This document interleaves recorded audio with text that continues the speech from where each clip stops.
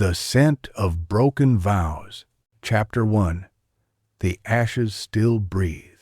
The fire had devoured everything except the scent. It lingered faint, stubborn, and achingly familiar, the aroma of cedarwood and burnt vanilla that once clung to his neck.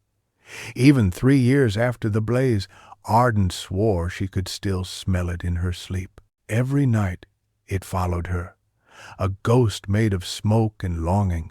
That morning, the scent returned. She had been standing inside her workshop in Paris, a narrow space on Rue des Martyrs, filled with glass flacons and silver droppers that glimmered like shards of frozen light. The rain tapped faintly against the tall windows, and she was blending an accord of bergamot and myrrh for a private client when she caught it again, that impossible note of cedar and ash. Her hand froze above the beaker. The liquid trembled, caught between her hesitation and the gravity of memory. No one else would have noticed it. To the untrained nose, it would be just another trace of smoke drifting from the cafe downstairs. But Arden was not anyone else. She was a perfumer, a sculptor of scent, and she knew this particular fragrance like she knew the shape of her own heartbeat. It was the cologne she had created for him, for Julian, the man she had loved, the man who had died in the fire. She turned toward the window, heart pounding in her throat. Outside, the street glistened with rain, and the world seemed soaked in a muted gray. A man passed by, tall, wearing a dark coat. For an irrational instant, she thought it might be him. But the gait was wrong, the shoulders broader, the pace colder. Still, the scent hung in the air like an accusation. She closed her eyes, trying to push the memory away, but the past had claws. It sank them deep. She saw the fire again, the crimson glow, the screaming wood, the suffocating smoke. Julian's studio burning, her hand reaching out through the heat, grasping nothing. And then, silence. When she opened her eyes again, her assistant Camille was standing in the doorway, holding an envelope. "Mademoiselle Arden? This came for you. No sender." Arden wiped her trembling fingers on her apron and took it. The paper was thick, cream-colored, sealed with black wax. It bore no address, only her name in a script she didn't recognize, elegant, sharp, deliberate. She broke the seal. Inside lay a single folded sheet, and something else, a tiny strip of blotter paper, the kind used by perfumers to test scents. Her pulse quickened as she lifted it to her nose. The note that rose from it was unmistakable: cedarwood, ash, and a whisper of vanilla. Her scent, his scent. Arden's knees almost gave out.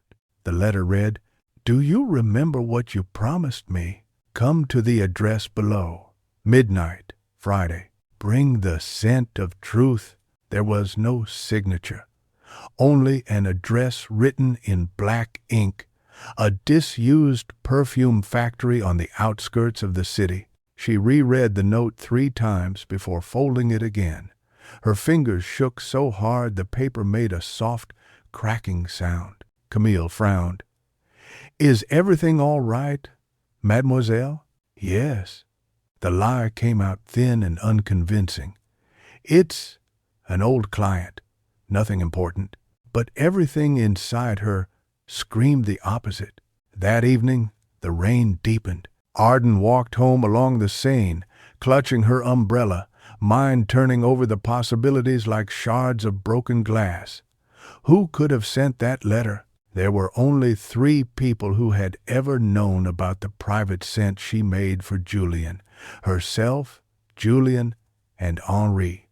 Her mentor, the founder of Maison Devereaux, where she had apprenticed before starting her own atelier. Henri was dead now, buried in the same year as Julian, unless... She stopped at the bridge and leaned over the edge, watching the river below.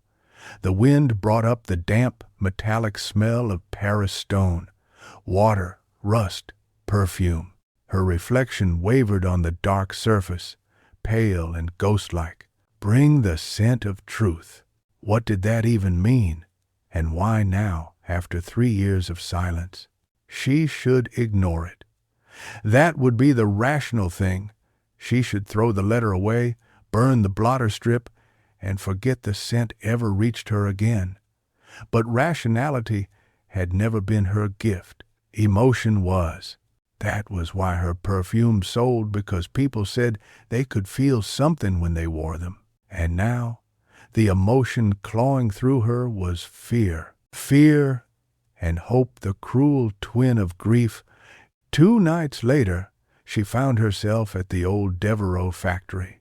It stood at the edge of the Marais, its once grand facade blackened by years of neglect. Broken windows gaped like hollow eyes, and ivy crawled across the stone walls. The gates were half rusted open, the lock hanging twisted and useless. Arden checked her watch. 11:57 p.m. Her breath misted in the cold. She carried a small leather satchel slung over her shoulder, inside a bottle she had prepared that morning. The scent of truth, whatever that meant. The night was utterly silent, except for the dripping of rain from the gutters. She pushed the gate open. The creak echoed through the yard. Inside, the air smelled of mildew and abandonment. Dust thickened the floor like frost. Faded posters clung to the walls, old advertisements for Maison Devereux's perfumes, glamorous women frozen in smiles from another century. "Julian?" Her voice barely carried. If this is some kind of... A shadow moved. She turned sharply. "Who's there?" Silence. Then, from the far end of the hall, a light flickered on a single bulb swaying from the ceiling. Beneath it stood a table, and on the table a perfume bottle identical to the one she had made for Julian all those years ago. Her heart stopped. She approached slowly, every footstep a sound she couldn't take back. The bottle was pristine glass polished, label intact. No, 37. For J. Her hand trembled as she reached for it, and then she saw the photo beside it. It was her, standing outside her atelier, just yesterday. A chill raced through her body so violently she nearly dropped the bottle. Someone had been watching her. Suddenly, she heard it, the faintest shift of movement behind her, like fabric brushing against concrete. She turned, eyes wide, but saw nothing except darkness. "Who are you?" she called out. "Show yourself."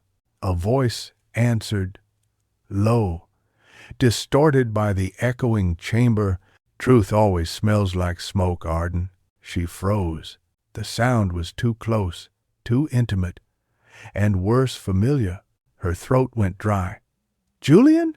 But the voice was gone. The light flickered once, twice, and then died, plunging her into darkness. When she woke, she was lying on the cold floor, the scent of smoke thick around her. Her head throbbed. The bottle she'd brought was gone. The photo, too. Only the old bottle labeled No, 37. For J remained, glimmering faintly in the moonlight that spilled through a broken window. Arden sat up slowly, pulse pounding. Had she imagined it all? But no, her palms were streaked with dust, her hair tangled, her heart bruised with a dread that felt too heavy to be a dream. She grabbed the bottle and stumbled out into the night. The rain had stopped, but the streets glistened as if the city itself had been crying. By morning, the story had reached the news. Fire breaks out at abandoned perfume factory, no casualties reported. The images on television showed the building Arden had just escaped, now reduced to smoke and ruin. She stood in her kitchen, watching, numb. If she had stayed 5 minutes longer, the announcer continued. "Authorities suspect arson. though no suspects have been identified. Arden switched off the screen. Her reflection in the black surface stared back, pale, disheveled, frightened. And then she noticed the blotter strip from the letter lying on the counter where she had left it. Except now, there was something written on the back in elegant black ink. "Welcome back to the game." Her breath caught. She flipped it over, and the scent hit her again, stronger this time. Cedarwood, ash, and something new. Blood. She didn't know how, but she could smell it, iron-rich, raw, woven into the perfume like a hidden message. Arden sank to the floor, clutching the strip, the truth dawning like a slow, merciless sunrise. Someone wanted her to remember. Someone who knew everything about her, about Julian, about the night he died, and somewhere in the ashes of their love, something had survived. Something that was still breathing. Chapter 2. The Sillage of Secrets. By midday, Paris smelled like wet limestone and cooling bread, and Arden tried to let those ordinary scents anchor her. She followed the map of routine, opened the atelier at 9, unlocked the vitrines, polished the brass scale, checked the notebooks lined in her compact, angular handwriting. Even her hands moved with habitual economy, picking up pipettes, decanting tiny measures, washing glass with alcohol and distilled water. But the rhythm stuttered whenever her gaze slid to the blotter strip on the counter, the one that said, "Welcome back to the game," steeped in cedar, ash, and the metallic whisper of blood. She should have locked the door and called the police. She should have said the words any rational person says, "I was lured to an abandoned factory. Someone spoke to me. A fire started." But rationality had a smell too thin, cloying, a cosmetic talc people dusted over panic. And underneath that powder, Arden sensed something larger, older. The letter, the voice, the fire. It was not a random act. It was a formula written across her life, each new drop reacting with the last. "Should I start the maceration on the jasmine?" Camille asked softly, as if sound might crack Arden's porcelain composure. Arden's throat felt raw. "Yes, 30% infusion in ethanol. Keep it cold." "And?" Camille nodded, then hesitated. "There are 2 clients at noon, and you have an appointment at 3 with a detective, mademoiselle." Arden looked up. "A detective?" "A man called Renaud called this morning. He said he would stop by regarding the fire." Camille's mouth twitched with a worry she tried to hide. "I told him you would be available. Of course the police would come." Arden, no casualties reported. A coincidence, except for the voice, the bottle, the photo, the scent. Arden's stomach tightened. "Thank you, Camille. After you set the jasmine, could you prepare fresh aldehydes? I want them sharp." "Sharp? Yes." Camille lingered. "If there's anything—" "I'm fine," Arden said too quickly. A bell chimed as Camille retreated to the back lab. Arden exhaled and turned to her notebook, flipping past older formulas until she found the one she had made for Julian. Her fingers paused over the page. No. 37.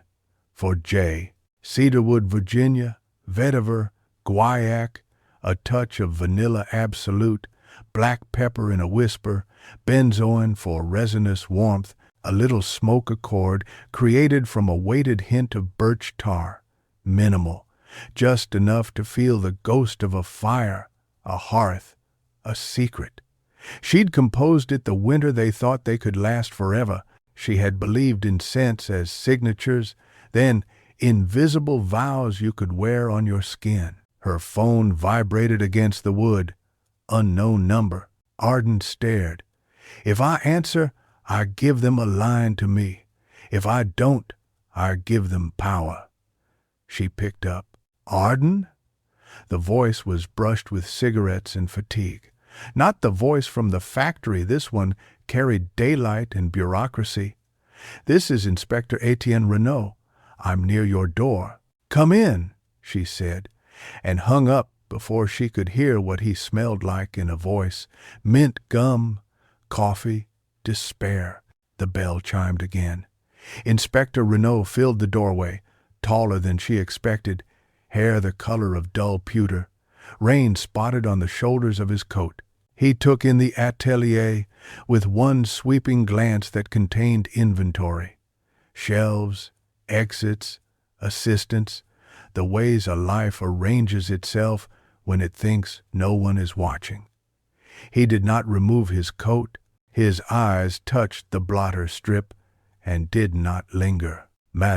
Mademoiselle, Arden corrected, more sharply than necessary. Mademoiselle Arden. He gave her a nod that turned a reprimand into a courtesy. "I was at the site this morning. You were seen in the area last night." "By whom?" "By smoke on your hair," he said. He did not smile. "And a security camera on a bakery across the lane." Arden's mouth dried. Yes, I was there." "Why?" "A letter," she said, and produced it. The envelope had been smoothed so many times it had the softness of cloth. He took it with 2 fingers, as if scent might bite. He read, "Bring the scent of truth." He lifted his eyes. "Did you?" Arden felt the room pitch slightly. "Yes." "And the scent of truth is what?" He did not mock the phrase. He repeated it like a mechanic naming a tool he did not understand. "I brought a work in progress," she said. "It was stolen." "By whom?" "If I knew that," she replied, "we would not be having this conversation." He had the grace to incline his head. "Fair." The building was set alight with an accelerant, not gasoline, something subtler. The fire took to the old wood like hunger to a bone. "If you had been inside 5 minutes longer, we would be speaking in the past tense." He reclosed the letter, slid it back to her. "Who is Julian?" The name made her heart seize, then resume. "You left the photograph of the bottle, the old label. Renaud is thorough, or lucky, or both." "My fiancé," she said. "He died 3 years ago." "In a fire," Renaud said, and there was no question in it. "Yes." He said nothing for a long breath. "I read the report. I read the inconsistencies. It happens in fires. Heat invents its own logic, devours evidence. His body was never recovered." "It was a studio fire," Arden said. "The temperature was sufficient to make ghosts," he said. His gaze grazed her face and then unhooked. "You made him a perfume." "Yes, and someone used it to call you to an empty factory." Arden lifted her chin. "You came to ask me if I set the fire." He watched her as if he were measuring an unknown molecule. "I came to ask you what you are not saying." What she was not saying had the shape of a promise and the taste of iron. She considered whether to tell him about the voice, about smoke saying her name like a caress. She considered telling him about Henri, about the way a mentor can twist his protégés into mirrors of his own hunger. She considered the blood she smelled in the blotter strip, something an ordinary nose might laugh at. "Someone spoke to me," she said at last. "In the factory. I thought it might be Julian." "And did you see him?" "No. Only darkness, a light, a bottle, a photograph of me taken yesterday." Renaud's eyes cooled. "Do you have the photograph?" "They took it. They took the bottle I brought. They left an old one, the label." She gestured to her notebook. He read the neat lines and did not pretend to comprehend their alchemy. "Mademoiselle Arden," he said, folding the notebook closed with 2 fingers, careful not to smudge anything. Grief is a lens that bends truth. It can show you a man who is not there, especially if someone wants you to see him. I know, Arden said. I am not naive. Good, Renaud said simply. He looked past her to the racks of raw materials. What does guilt smell like? The question took her by surprise. Her mind moved through her palette. Isobutyl quinoline, costus band now, the animalic rot in civet, indole and white flowers when they edge into decay. Like something sweet that won't stop, she said. Like a bouquet in a closed room, it becomes its own air. He nodded, as if she had given him a piece of evidence he could fold into his pocket. If you receive another message, call me. He slid a card across the counter. Renaud, Brigade Criminelle, a number. If you go somewhere because a ghost asks you, call me before you leave. A near smile tugged at her. Do you believe in ghosts, Inspector? I believe in people who use them. He turned to go, then paused. There was an old name at the factory site, Maison Devereaux. The owner died 3 years ago. Henri Devereaux? My mentor, Arden said. Was. Renaud glanced at her, then away. 2 fires and 1 woman at the crossroads. This is a lot of smoke for one life. When he left, the room regained its volume in a slow swell. Arden slid his card into her pocket and stood motionless until the silence burned. Then she drew it out again, as if the cardboard might exhale something useful. It smelled faintly like the printer at a precinct, a ghost of toner and cheap paper, the bureaucracy of justice. Are you all right? Camille asked, hovering at the edge. I will be, Arden said. It was not quite a lie. The afternoon's client spoke in the language of money, discreet, crisp, impatient. Arden calibrated their wants. For a woman with jewels at her throat and a heart like a locked wardrobe, iris, a cool suede, the idea of distance. For a young man who wanted to seduce Paris and forgive himself afterward, citrus to disarm, spice to return. She watched herself work the way she might watch her reflection speak in a different room, moving, reacting, nodding. Her body knew how to host desire and then decant it neatly into glass. Between appointments, she took the blotter strip to the lab and clipped it to a stand. The scent had shifted in the hours since morning. It had opened.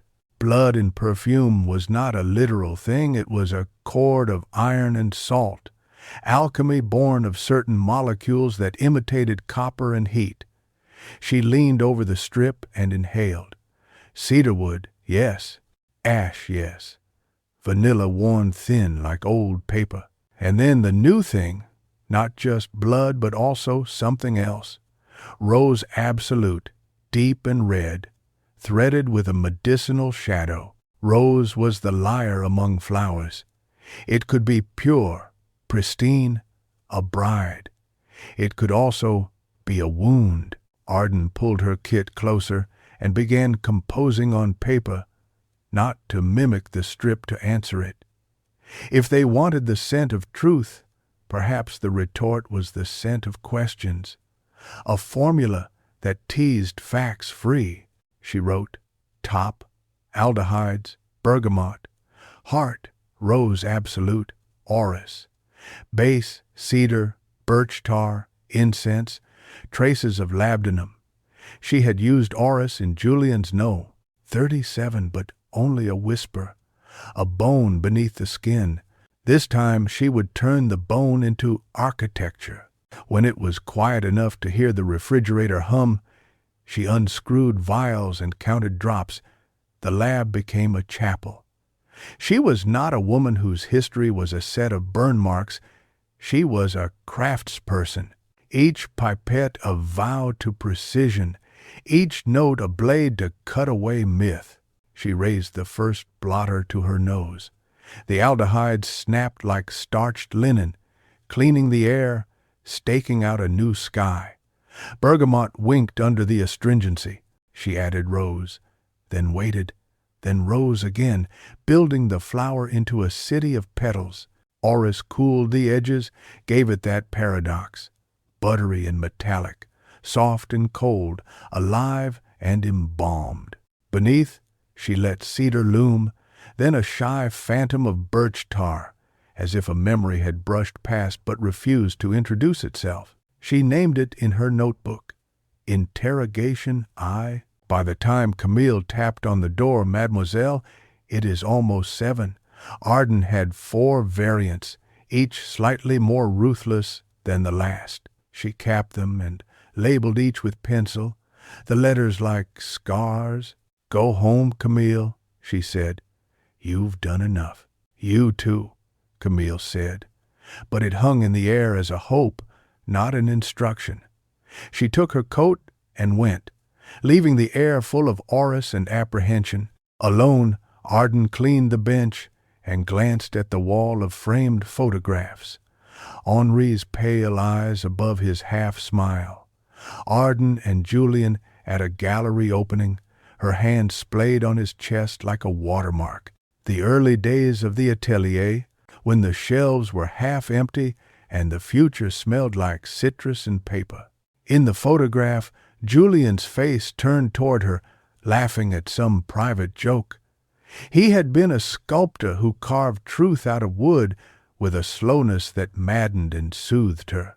In the winter they met, he made her a box for blotter strips, each slot measured to the exact width of the paper, the lid sliding with a whisper. He had used cedar. The first time she opened it, she felt the air change the way a church changes when you step inside. She had kissed him for that. Arden took the box down now, ran her finger along a groove where her nail had once caught. Behind the false bottom she found it by muscle memory. Pressing 2 places at once lay a small envelope. Her breath snagged. She had not opened this since the week after the fire. Inside, she had placed the only thing she allowed herself to keep, a cigarette paper with a phrase written in Julian's impatient hand. You promised me. No lies, even the kind that saves us. She pressed the paper to her lips until the words warmed. Night likes to rearrange truths. Paris shifted into velvet. The river went dark and predatory. The city's smells thickened diesel, rain, damp wool, garlic. Arden closed the atelier and stepped onto Rue des Martyrs with a collar up and Renault's card thrumming against her ribs like a metronome. A form detached from a doorway. Arden stopped. Forgive me for startling you, the woman said. Her voice held the faint hiss of silk on skin. She was tall and spare in a camel coat, her black hair twisted into an easy knot. In the neon of a patisserie sign, her face looked like it had been sculpted with a cautious chisel. I hope to find you alone. Arden folded her hands in her pockets. You have. I am Sabine Devereaux, the woman said. The surname fell like a weight into the space between them. Henri's daughter. Devereaux meant complicated. Devereaux meant the first lab that let Arden's hands learn. Henri had loved the purity of materials and the impurity of people. He had called his perfumers my orchestra, and sometimes thrown the baton. I didn't know Henri had a daughter, Arden said. Few did, Sabine replied. He did not like the chorus to know there were other singers. A pause, during which something like regret or amusement crossed her mouth and left no trace. May we walk? Arden should have said no, but some gravity tugged. They moved side by side, 2 long shadows on wet pavement. Your father died 3 years ago, Arden said, as if Sabine did not know. Yes, the same year Julian died. Yes, Bangslas. The slight syncopation in that second yes made Arden glance at her. You knew Julian. Everyone knew Julian, Sabine said. He made people look at the insides of wood. He had a talent for turning void into presence. He also had a talent for secrets. Arden's jaw clicked. Is there a reason you stopped me in the dark to insult my dead? Sabine's mouth softened. I did not come to insult. I came to warn. The fire last night, I wonder how I know of it. Because when something burns in our industry, everyone smells smoke. You were lured there. And the message invoked truth. Do you know who sent it? No, Sabine said, and it had the clean ring of honesty. But I know who might think truth is something you can bottle. She turned her head. Henri. Arden barked a laugh she did not feel. Henri is dead. You worked with him, Sabine said. You know death does not keep people from acting. He left debts, obsessions, formulas, half-finished. He believed in a final composition, a master scent that would strip a person to their core. He called it verite. He believed it would decide wars in bedrooms, end marriages gently, sell empires. He asked for notes of blood and confession. She exhaled, the air trembling in front of her mouth. He used Julian. The city narrowed around them. Arden felt her shoulder blades tighten like wings about to break. Used him how? As a study, Sabine said quietly. As a vessel. As an instrument he could test. Do you think Henri only shaped perfumes? He shaped choices. He liked to set two people in a room and see what they would do with a closed door and a box of fire. I want you to stop speaking in metaphor, Arden said. Very well. Henri paid for Julian's studio. Arden stopped walking. It felt as if the ground had tilted and she had not moved, yet her balance struggled to find the new angle. No, yes, Sabine said, and there was no satisfaction in it. Julian believed he was taking an investor whose only interest was art. He was wrong. In return, Henri asked for access to Julian's work, to Julian's sense. Sabine's gaze slid to Arden's throat. To the perfume you made for him. Arden's hands lifted as if to protect the bottle she was no longer wearing.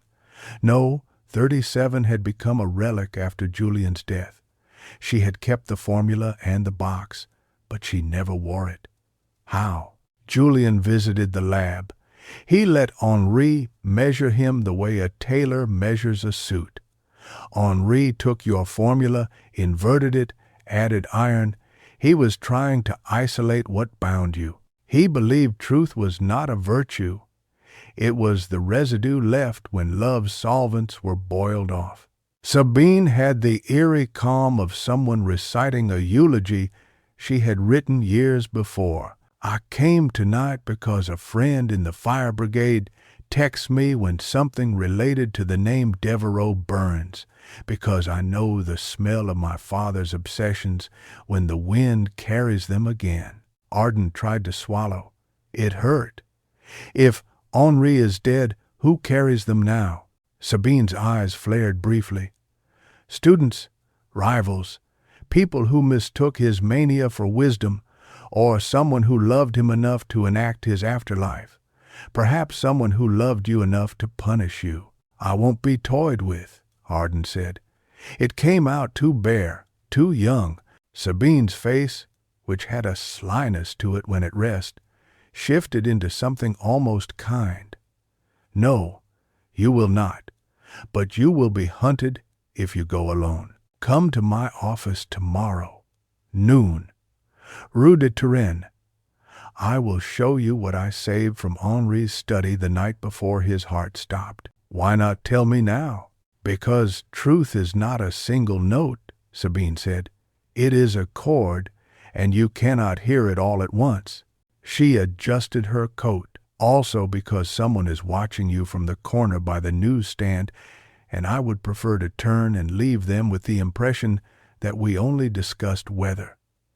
Her tone shifted into lightness. "Lovely rain, isn't it? It makes the city look expensive." Arden did not turn. She looked at a bakery window as if the apricot tarts held urgent secrets. In the glass, a figure stood where Sabine had said, a person in a dark cap, pretending to examine magazines whose titles shouted about wars and weddings. The figure's posture was that of patience trained to violence, a stillness harder than motion. "I see them," Arden said softly. "Good," Sabine replied. "Do not go home the way you always do. Walk the wrong way until the right way is empty." "And Mademoiselle Arden," she tilted her head to place the next words in Arden's ear like jewelry. "Julian did not always tell you the truth. It was not cruelty. It was fear. You will be tempted to forgive him because grief wears his face. Decide what you forgive before you see him again." "Again?" The word jumped out before it could be dressed. Sabine gave her a look like an apology wrapped in silk. "Good night." And she was gone, merging into the seam of a building, opening a door that hid itself after, leaving only her perfume, which was not a Devereaux at all, but something crisp and nearly transparent, as if she wanted to be smelled only by those already looking. Arden stood in the rain for a count of 20, breathing. The watcher by the newsstand peeled themselves off the corner with the lazy determination of a cat who has decided the bird is worth it. Arden began to walk uptown, crossed the street at an angle, let the traffic buffer her. She never gave the watcher the grace of looking back.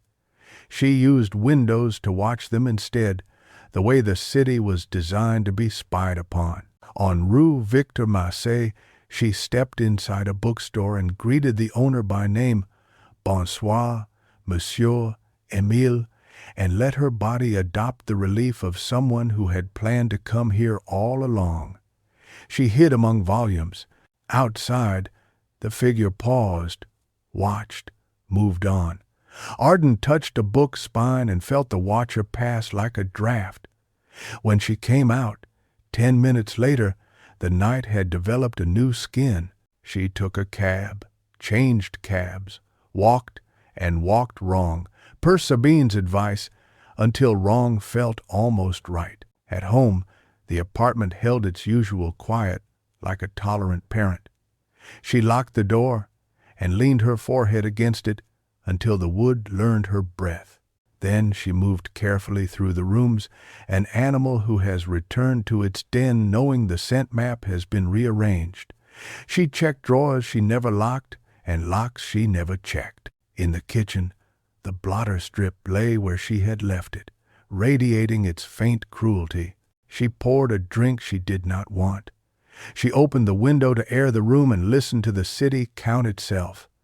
Tires on wet street, a single dog bark, the distant flight of a siren. She placed Renault's card on the table beside the cigarette paper with Julian's line. Then she took one of her new vials interrogation eye and put a dot on her wrist. At first, the aldehydes cut like glass. She inhaled through it, the rose rose. The orris lifted its pale face. For a moment, she felt an ache unhook in her ribs. Then the bass began, the cedar, the brush of smoke like the memory of a fight you nearly won. In the sense architecture, something aligned a corridor and a door, a thought and its consequence. Her phone vibrated again. Unknown number. The city in her window shivered. Arden pressed answer. "Yes." "His amains." The voice that spoke was the one from the factory, closer now, as if it had been standing behind her all day, letting her breathe, letting her believe in daylight like a child believes in walls. "Arden," it said, "if a smile could be a wound, the sound would be bleeding. You promised me no lies, even the kind that saves us." She did not mean to speak his name. It escaped as an exhale. "Julian!" A pause, like a hand placed on her throat and removed, only to remind her it could return. "Bring interrogation the voice murmured. "Tomorrow, midnight. The winter garden behind the Hotel des Archives. No police. Wear something you can run in." The line clicked dead. The apartment listened to her, not breathing. Arden's first impulse was to call Renaud. Her second was to throw the phone into the sink and pour water like absolution. Her third, the one that won, was to sit very still until the shape of her choice became visible inside the room. If he was alive, he had not been 3 years dead. He had been something worse. If he was not alive, someone had learned to mimic him with precision. In either case, the only instrument she trusted was the one she had made herself, a scent designed to pry open what people locked. She texted no one. She slept not at all. She lay on the couch and watched the square of the window bruise from ink to pearl.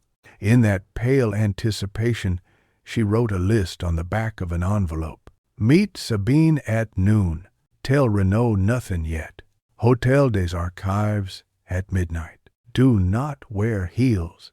Forgive nothing you would not forgive in daylight." When morning arrived without kindness, Arden took a shower cold enough to sharpen the edges of herself. She dressed in gray and put on no scent, which was its own message. She packed the vials and a small atomizer. She considered the old box that held Julian's cigarette paper and decided, not yet. On the way out, she paused, turned back, and lifted No. 37 for J from the shelf where it had watched years happen. She held it to the light. The liquid looked like amber remembered by a tree. She uncapped it, pressed it to the crook of her elbow, and inhaled the ghost.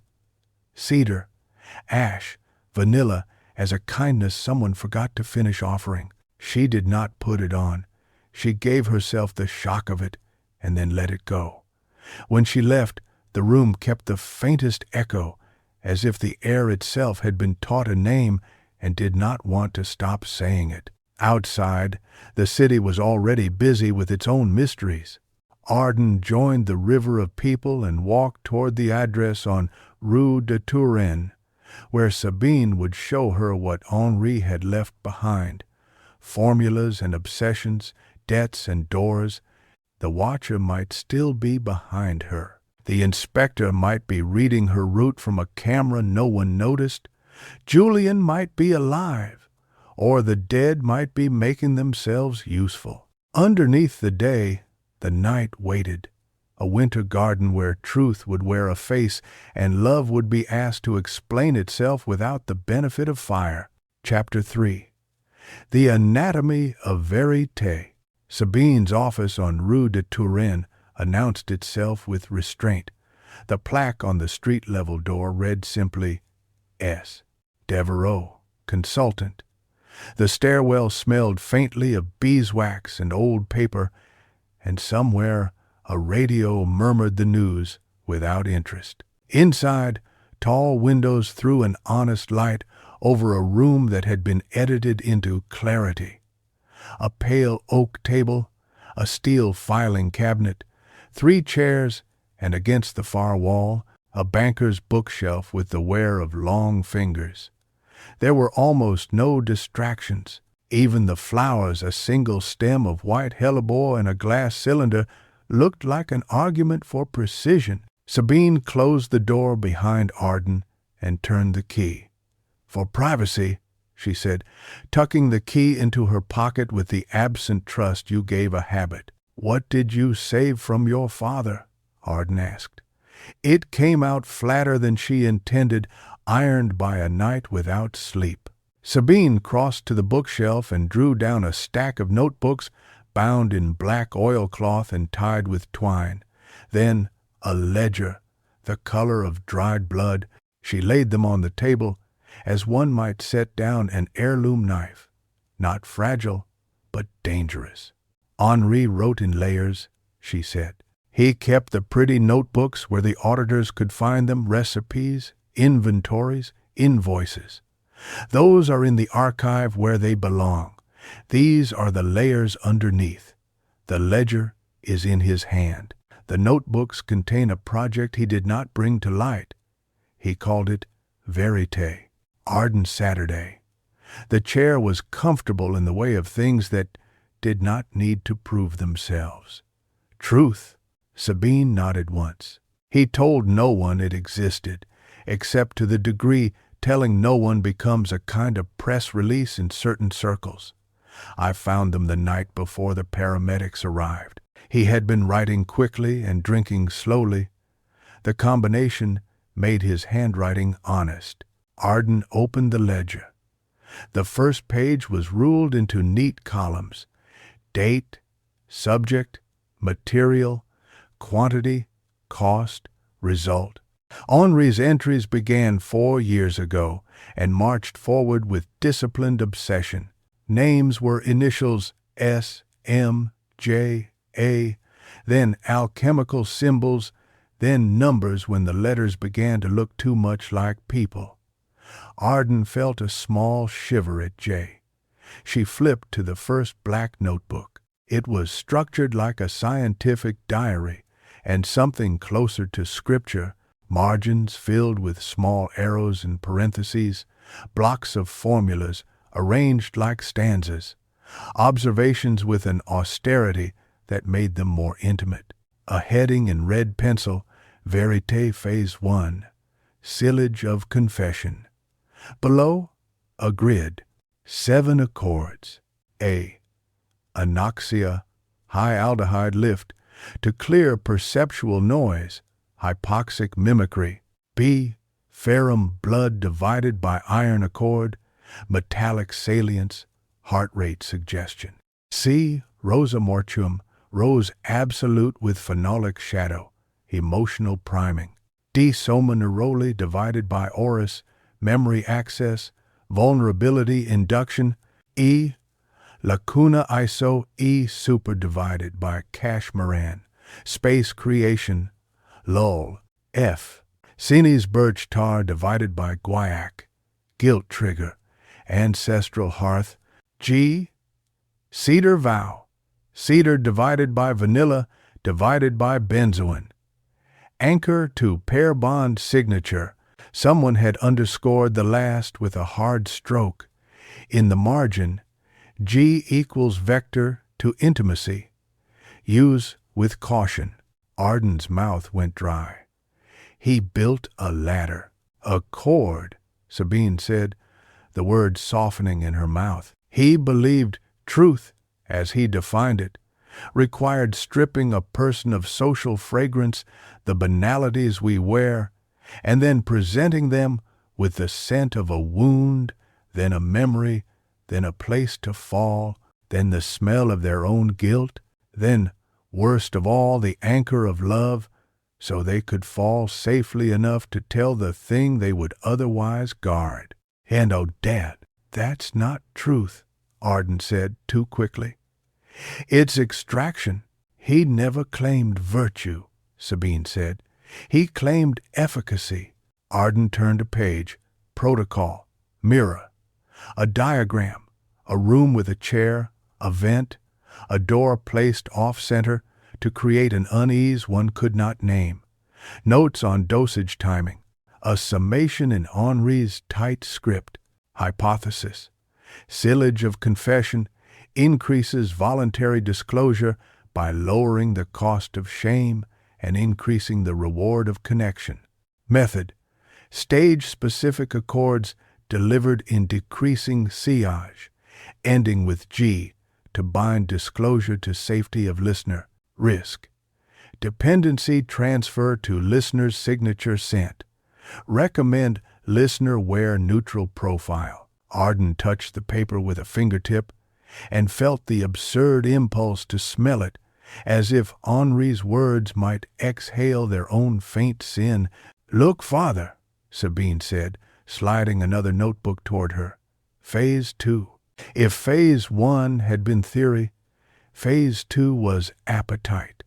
The entries had a tightness that read like joy pressed against a cage. Subject J field test. Subject A field test. Composite 37. Arden's heart thudded as her eyes tracked the lines. J baseline signature. Cedar. V vetiver. H benzoin. Trace. Birch tar. Men. Indices of guilt association. High. Sinus. Pair bond anchor. Present. G. Response to B. Ferrum. Pronounced tachycardia plus fixated recall. To D. Somi. Remarkable recovered detailed memory of ash at age 9. To G. Cedar vow. Compliance with disclosure request improved by 41%. A notation below. A. Baseline signature. Auris strong. Bergamot clear. Aldehyde tolerance elevated. G anchor reciprocal to J. D opens to grief rapidly. E required increased to create space. The letters blurred. Arden blinked and they reassembled into words that kept saying, "He measured us." She flipped to a page flagged with torn silk. A photograph had been taped there with an archivist's care. Julian, in Henri's lab, sleeves pushed up, a wry squint that made his mouth a question. He was holding a smelling strip and laughing. Henri's hand reached into frame, elegant, pale, as if offering a coin and a dare. On the back of the photograph, in Julian's hurried block letters, H. If this makes me a better artist, I forgive you in advance. If it ruins me, I will haunt you. Under that, a date 2 months before the fire. Arden closed her eyes. The river inside her changed direction. She had not known about this visit. Julian had said he spent the afternoon at the lumber yard, then dinner with friends. The lies of a lover wore the cologne of being spared pain. "I'm sorry," Sabine said, and Arden believed she meant it. He came twice. He asked questions you would have asked. He challenged. He argued. He was not a passive subject, but he let my father map him. "Why, tell me," Arden asked softly. "Why not burn this and be done?" "Because burning things is how we got here," Sabine said, a corner of sorrow showing. "Because the people who will come for these notebooks will not use them to save anyone. And because if this thing is happening to you, if someone is staging fires, staging voices, it begins here." Arden turned another page and found a sheet folded into thirds, sealed with a wafer of amber. She slid a thumbnail under the edge and lifted the paper open.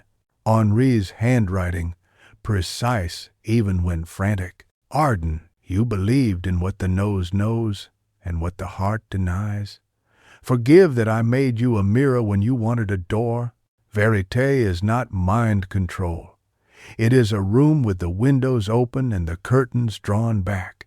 If people leap, it is because the street below looks like the one they were walking all along.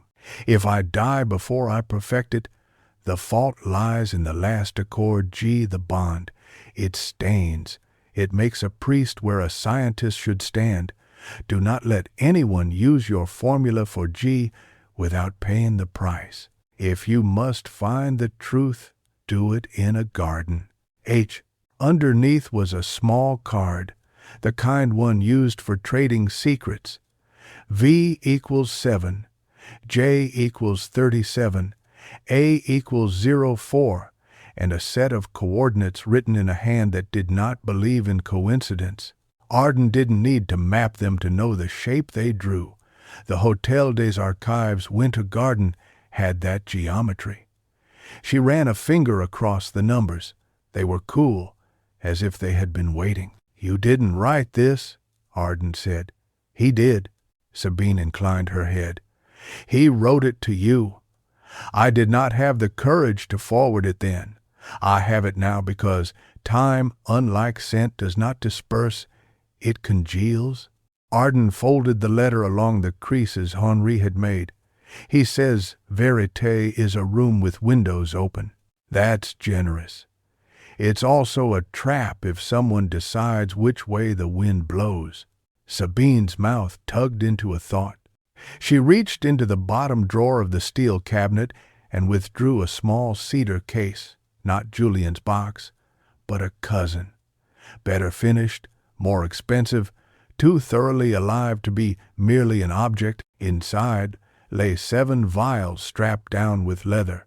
Their labels matched the accords A through G, written in a lab assistant's patient hand. The liquid in G was honey-colored, familiar in a way that made Arden's skin recognize the temperature of a particular winter. "I kept the prototypes," Sabine said. "If I hadn't, they would have fallen into the hands of a consortium. My father flirted with men who wanted to sell truth to anyone who could afford confession for the other party." She watched Arden without blinking. "I am not a saint. I can imagine a world in which verite is used by a therapist on a patient who has begged for help and cannot find their own handle. But the other world, the one with payments and contracts, that is closer."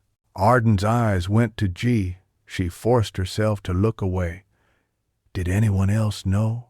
"A few suspects," Sabine said.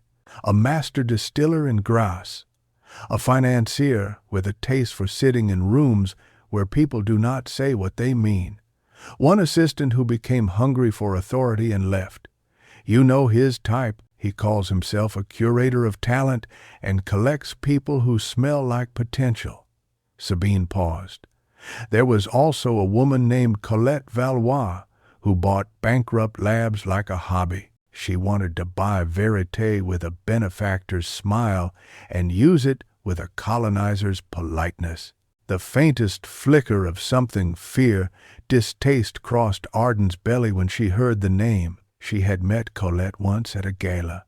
A person who made philanthropy look like a mirror you were lucky to see yourself in. Is Colette involved now? Sabine tilted her head as if listening to a station on a radio behind Arden's shoulder.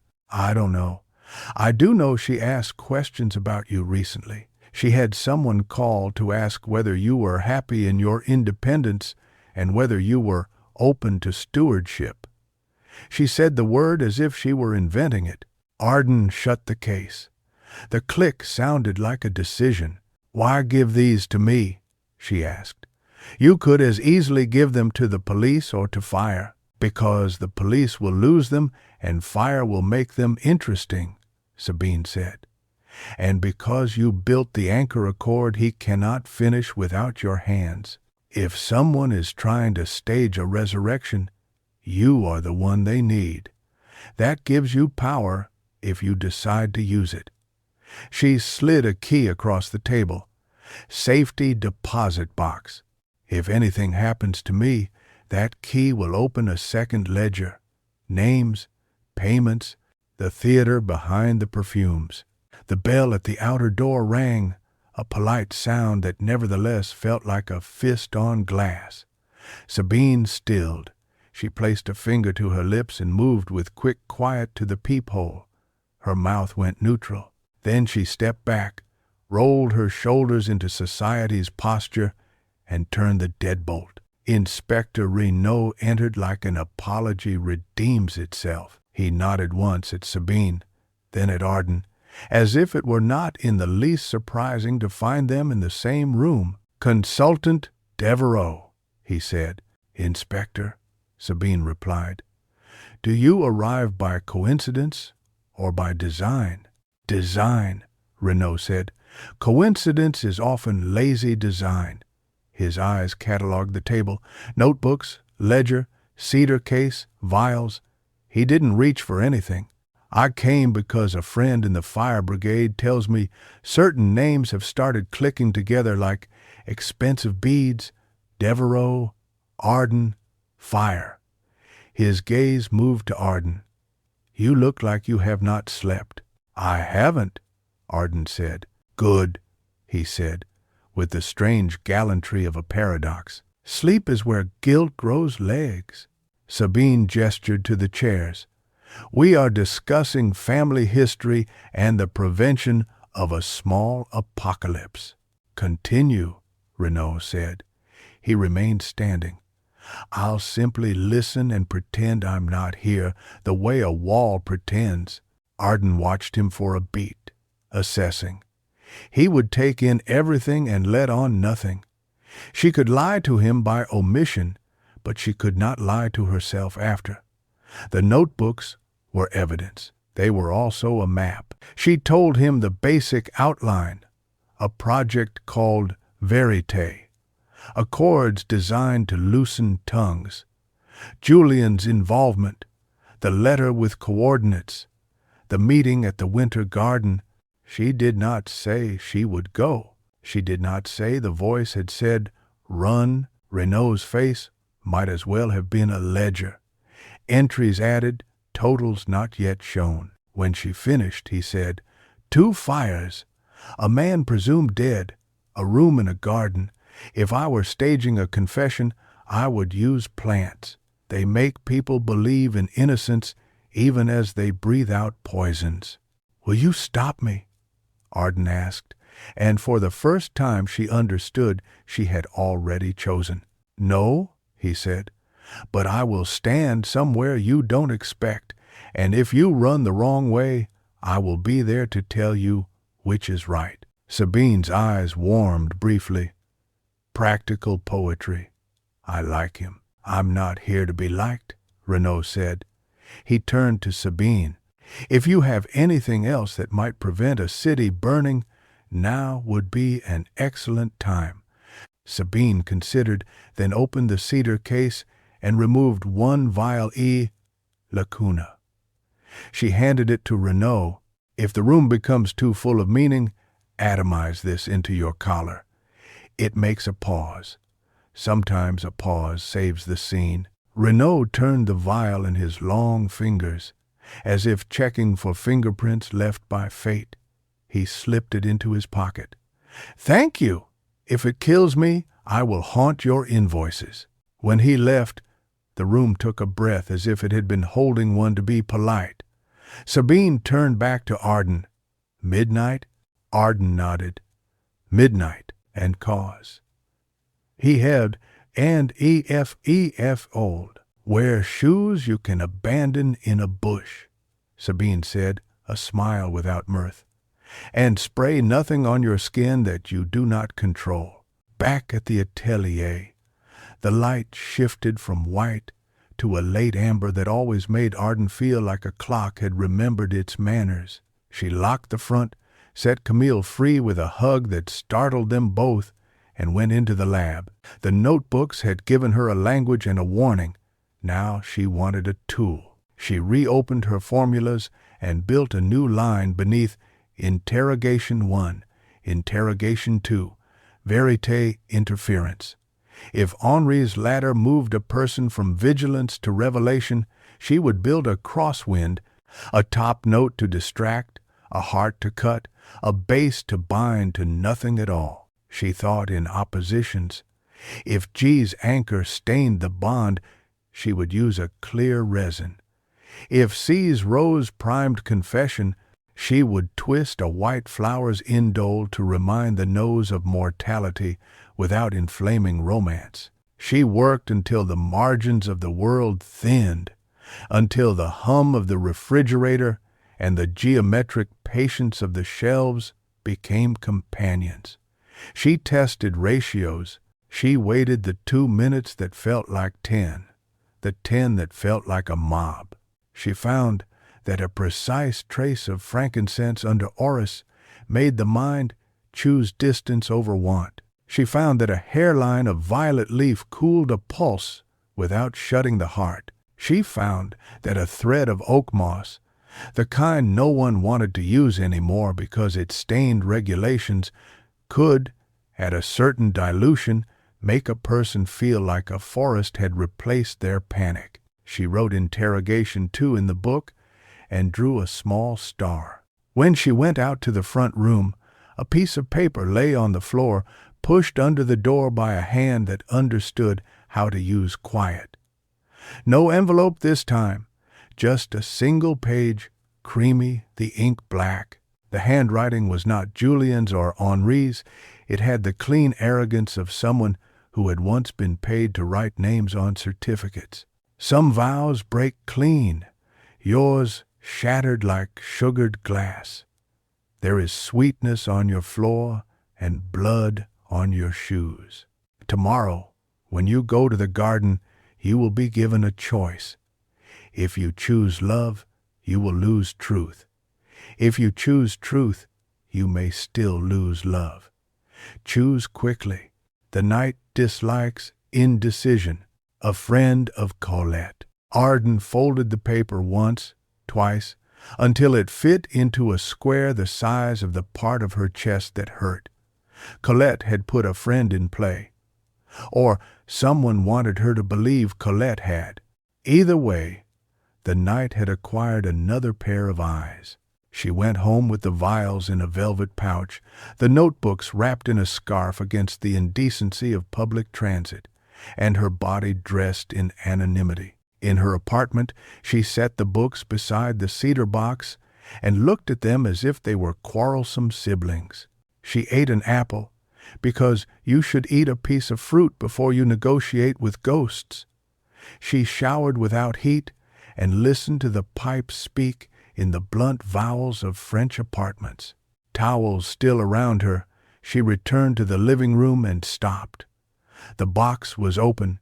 She had left it closed. The cigarette paper lay where she had left it, but someone had placed a second slip beneath it.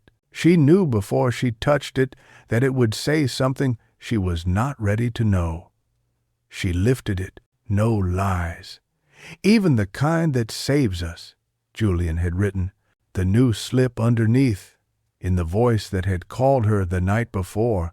Then allow me at least one lie, for now, so we can meet in a place where truth will not kill you.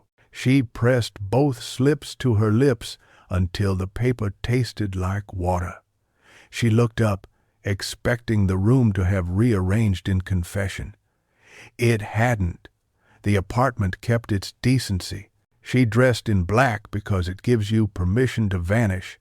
She chose boots she had run in once on a mountain when rain made a trail into a story about consequences. She packed interrogation I and a small neutral atomizer marked with the barest dot, a flashlight, Renaud's card, Henri's key.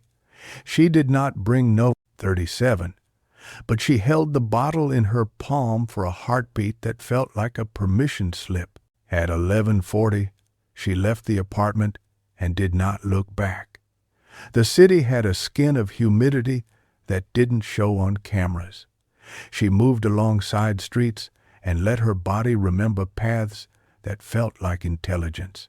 She arrived at the Hotel des Archives with 20 minutes to watch the winter garden breathe alone. Behind the building, the garden carved a rectangle out of the night. Arcades of bare-limbed trees made a nave, benches lined up like pews.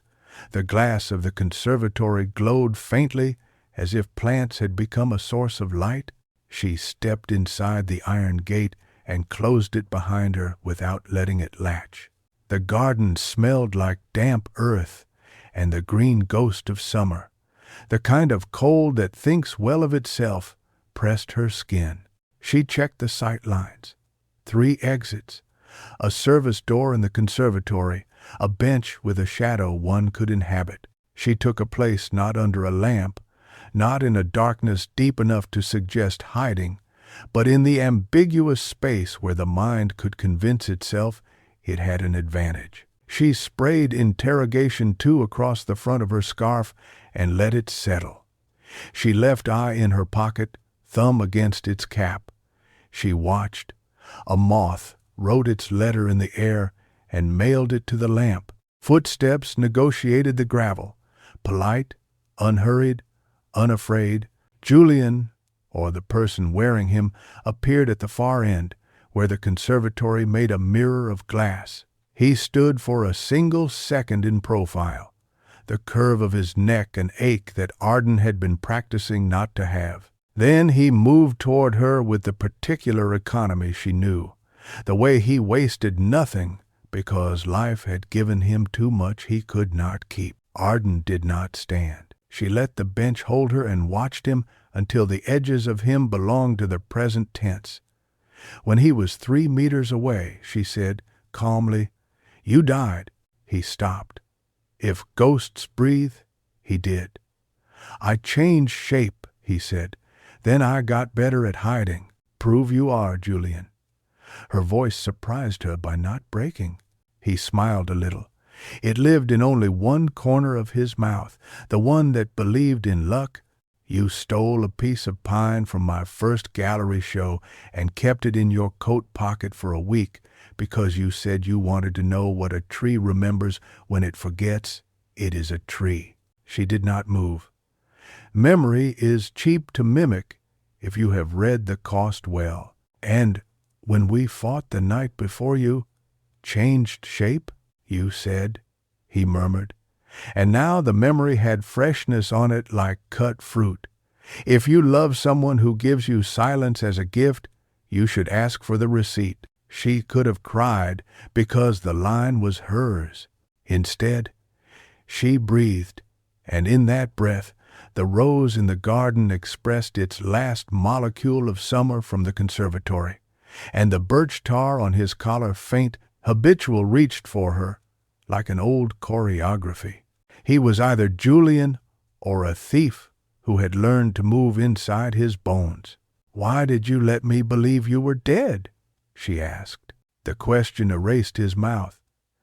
"Because someone wanted you dead, Arden, and they would have made that happen if I stayed where love could find me." "Who?" He flicked his eyes toward a shadow, as if it might be listening, and that was when it happened. A shape detached from a tree and took the outline of a person who had waited behind the verse of the night to make a rhyme. Arden's hand closed on the atomizer. She was already rising when the shape closed the last meter and placed on the bench between them an object small as a confession, a glass dipper with a cedar handle, the kind used to lift a drop from a bottle without contaminating it. It rolled once and came to rest with its glass tongue pointing to Julian. A woman's voice, not Sabine's, not Colette's, not anyone she had arranged in her imagination, said from the dark, "The choice arrives early." Julian's eyes cut toward it. His face changed the way a house changes when someone you used to trust enters without knocking. Arden didn't look away from him. "What is this?" she asked, and because truth and love have equal appetites for the same body, it came out like a prayer and a threat. Chapter 4. The Winter Garden Test. The woman stepped where the moon lost its nerve. She wasn't masked. She wore her face like a patent no one had yet contested. Close-cut black hair, skin the color of unglazed porcelain, a coat that pretended to be simple and cost enough to purchase an argument with fate. She did not look at Arden at first. She looked at the glass dipper with the serenity of someone who never drops a line. "Pick it up," she said, and her voice had the kind of softness that is more dangerous than steel. "It matters that you are the one to touch it first." Julian didn't move. He had gone still in the way he sometimes did when he studied wood, as if motion would wake the grain's reluctance. "Colette," he said. So, not a friend, but the source.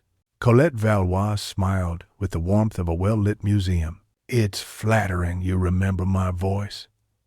Her eyes slid to Arden, and Arden had the oddest impulse to check whether her spine had lengthened or shortened. "You must be tired of receiving your life as a rumor, Mademoiselle Arden. So let me make a pageant of transparency. I could have sent an assistant. I considered hiring a deity, but I find the direct approach effective." "You hired a fire," Arden said. Colette tipped her head as if receiving a small, clever gift. "Yes, the factory was dead, and we needed to make its ghost useful. And the letter? Colette's smile did not widen, but it did deepen. It had layers. There were rooms behind it. I told you I prefer stewardship. It's such a pretty word for the arrangement I offer. You pour what you do through the funnel of what I want, and in exchange, I shelter your genius from weather. My friend wrote to you. Yes, I chose the stationery. Arden breathed through her scarf, and interrogation, too, moved like a cool hand across a fevered forehead. She kept her own atomizer tucked in her pocket. She felt its weight as if it had acquired teeth. What do you want me to pour? Vérité, Colette said, pronouncing it without the apologetic quotes others had used, and whatever comes after. Henri believed he had built a ladder.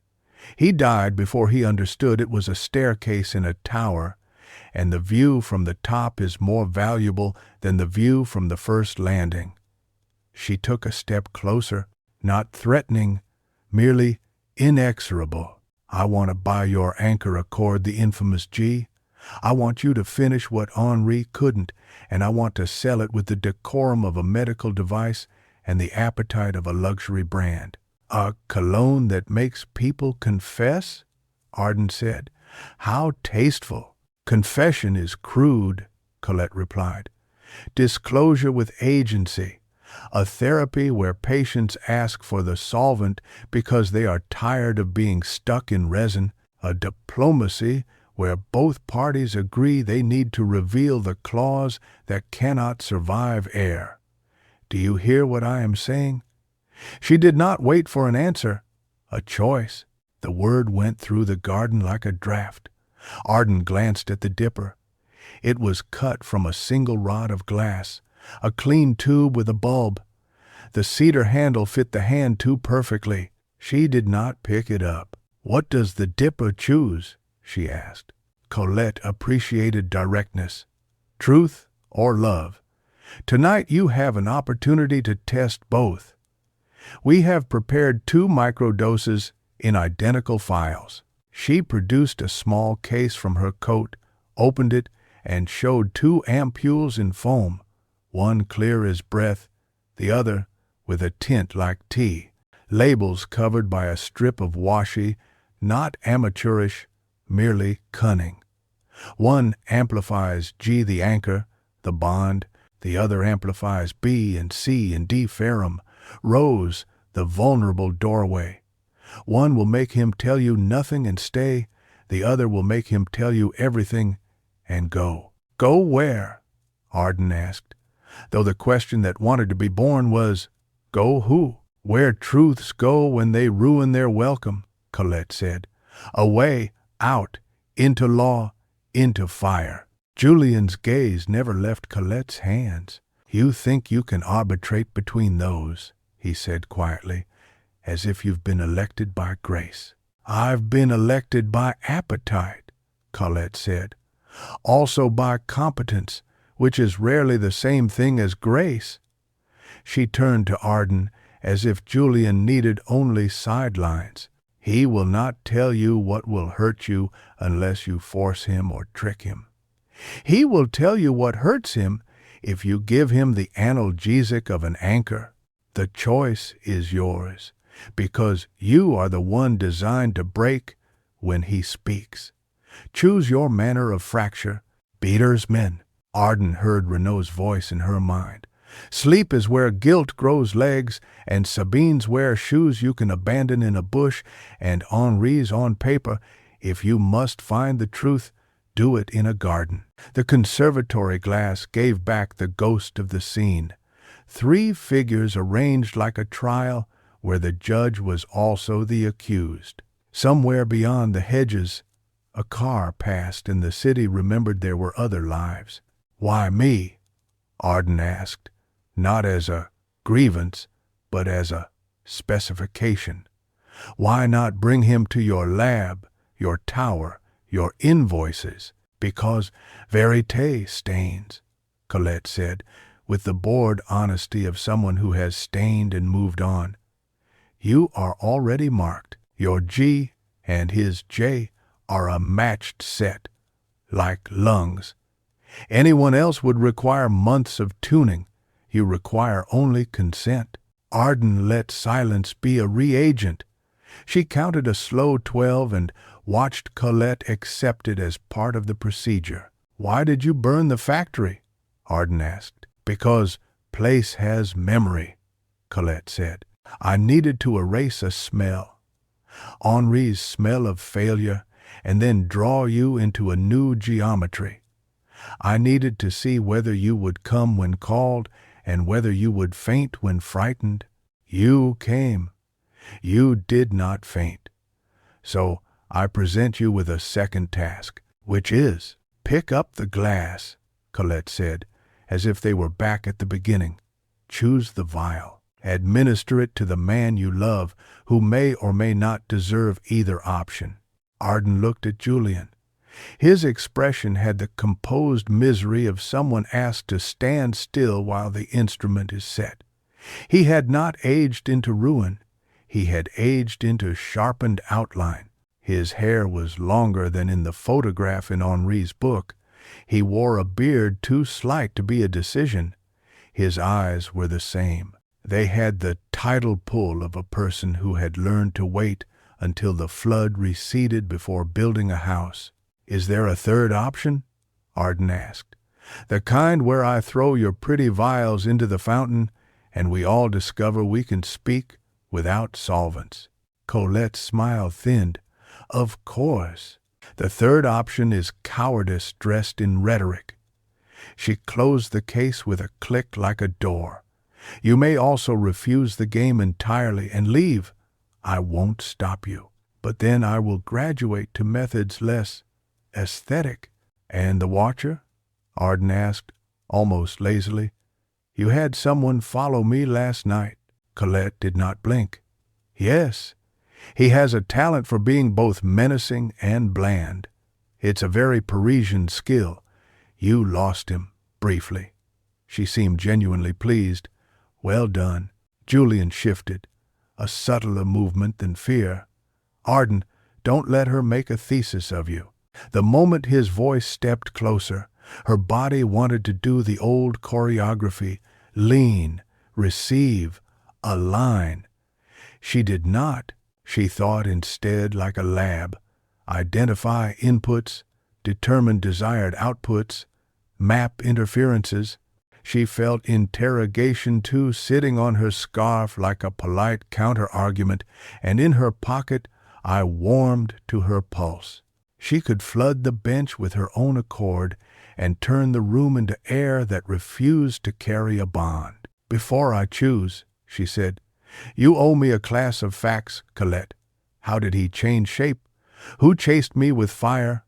Who profits if truth comes in a bottle?" "Henri died," Colette said, ticking items as if they were clear debts. "His work scattered. I bought some of it. Others bought the people who believed they owned the work. Julian discovered he had been used as a subject. He behaved dramatically. He lit a match where he should have filed a complaint, and then he made the only move a romantic can make. He performed an exit. I performed a cover. We both prefer art to administration. As for profit, that is a vulgar word for the way competence breeds its own continuation. You let me bury an empty idea of him, Arden said. She did not raise her voice. It deepened instead, like a bass note coming up from the floorboards. Better than burying the limb that truth would require amputated, Colette said. And the person who wanted me dead? Arden asked. Name them. Colette's eyes warmed with faux sympathy. You will ask for names from me the way a child asks for sugar. I am not a jar. But if you're begging for a morsel, someone who believes you will always choose love over truth. Someone who is not me. Not Sabine? Arden pressed. She doesn't have the stomach for the mess she inherited, Colette said. She prefers to curate guilt with twee objects. And your assistant, The one who left? Arden asked. The curator of talent, Mathis, Colette said, and the syllables were as indifferent as she could make them. A man who misnamed hunger as curation until hunger learned it did not require euphemism.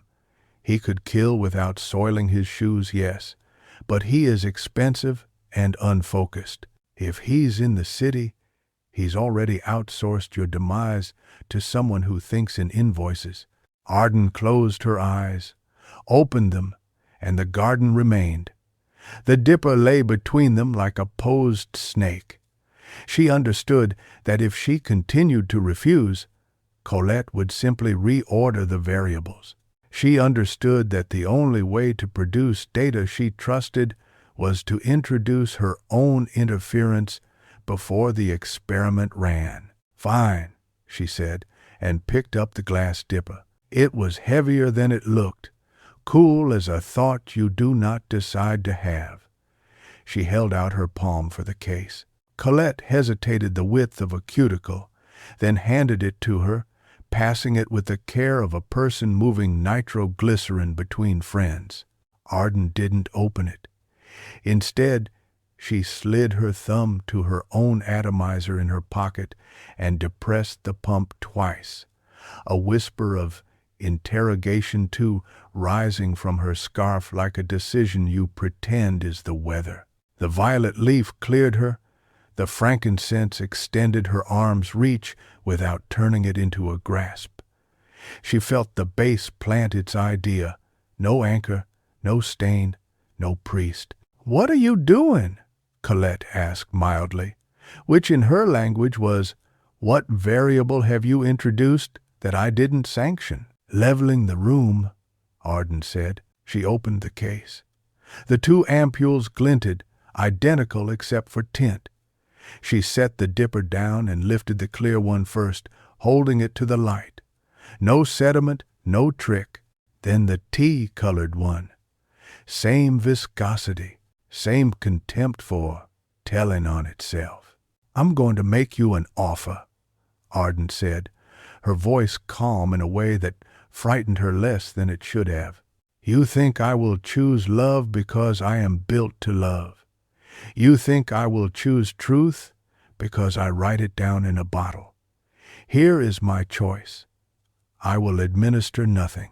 He will speak or not speak without your theater. And then, if your men move, I will flood this garden with a scent that will make them pause long enough to regret their contracts." Colette laughed softly. "You think scent is sovereign?" "I think you are," Arden said. "I'm merely your weather." And tonight, the barometer just dropped. A rustle in the laurel announced at least two bodies discovering their cue. Colette didn't turning was for people who acknowledged being surprised, but the tiny stillness that entered her posture said more than a flinch. Julian spoke into the tautness. "Arden," he said, and his voice had the ache of someone who had finally found a verb for what was done to him. "The studio didn't catch fire. I lit it." She did not look at Colette. She looked only at him. Time unspooled and then tightened again, as if someone had pulled a cord in the room. "Why?" "Because Henri was going to use you to complete G without asking," Julian said. The words like wood cut across the grain. "Because his note said, 'Love is the easiest solvent,' and I wouldn't let him set you on fire to see what stayed, because I thought if I burned the stage, the play would end. I was wrong. The theater simply moved into the street." He had not drunk any of Colette's bottles. He had drunk his own fear and his own courage, and they had made him fluent. Arden did not move. The laboratory in her chest built a quick equation. Action taken to protect plus lie told to shelter. Agency removed equals damage multiplied by time. She wanted to strike him and kiss him and write a formula for the amount of ash one needs to breathe before the lungs learn forgiveness. Colette sighed, theatrically bored. At last, an unsupervised confession. she said. Pity. We could have captured it in a vial and sold it at Christmas. Be quiet, Arden said, without raising her voice. She turned back to Julian. Who told you they would use me? Julian's jaw worked once. Henry. He begged me to tell you. Then he told me not to. Then he said he had time. Then he died and... And you let me grieve a ghost because you thought it was a better tomb than the one I'd need for the truth, Arden said. And this time the bass in her voice was birch tar, the faint horse of smoke. You complicated bastard. Yes, he said simply. I loved you in the wrong tense. Behind the hedges, something primed a boot shifted. A command rehearsed its consonants. Arden lifted the atomizer out of her pocket, not hiding it now. Julian's eyes flicked to it and understood the choreography. Colette's eyes narrowed, a sliver of admiration slicing disdain. Don't force my men to embarrass themselves with a nap, Colette said. Arden smiled for the first time that night, and the smile belonged to a woman who could measure molecules into obedience. Consider it an exit interview. She depressed the atomizer and sent interrogation 2 into the air in a fan, not at Colette, not at Julian, but at the negative space where decisions go to collect themselves. The air rebalanced. The violet leaf sketched a cool outline around adrenaline. The frankincense lifted thought out of its chair. The orris laid a single, thin sheet of civilization across panic. The hedge stirred, one body misstepped, another forgot its next line. Silence blossomed the way a bruise remembers its beginning. Go, Arden said to Julian. He didn't move. With you, he said. With yourself, she answered, refusing the anchor that had already named her. I will meet you at the street with a life we can stand to read. Colette stood very still, then shrugged the smallest shrug, a couture admission of temporary loss. You've bought yourselves 20 seconds, she murmured. It will not be the last time you pay in air. She lifted a hand, and the hedge reorganized. The pause Lacuna had purchased, Arden recognized the same trick Renaud had hidden in his pocket, was short and expensive, but it made space enough. Julian moved, not like a lover running to a lover, but like a man exiting a trap with the person who set it. Arden stepped backward, not turning her back until the gate acknowledged their existence with a whisper of iron. They reached the street as the city remembered its own weather. A car idled 2 doors down. A man pretended to light a cigarette and pretended, badly, to fail. Arden felt the molecules of her accord dissipate into Paris's baseline.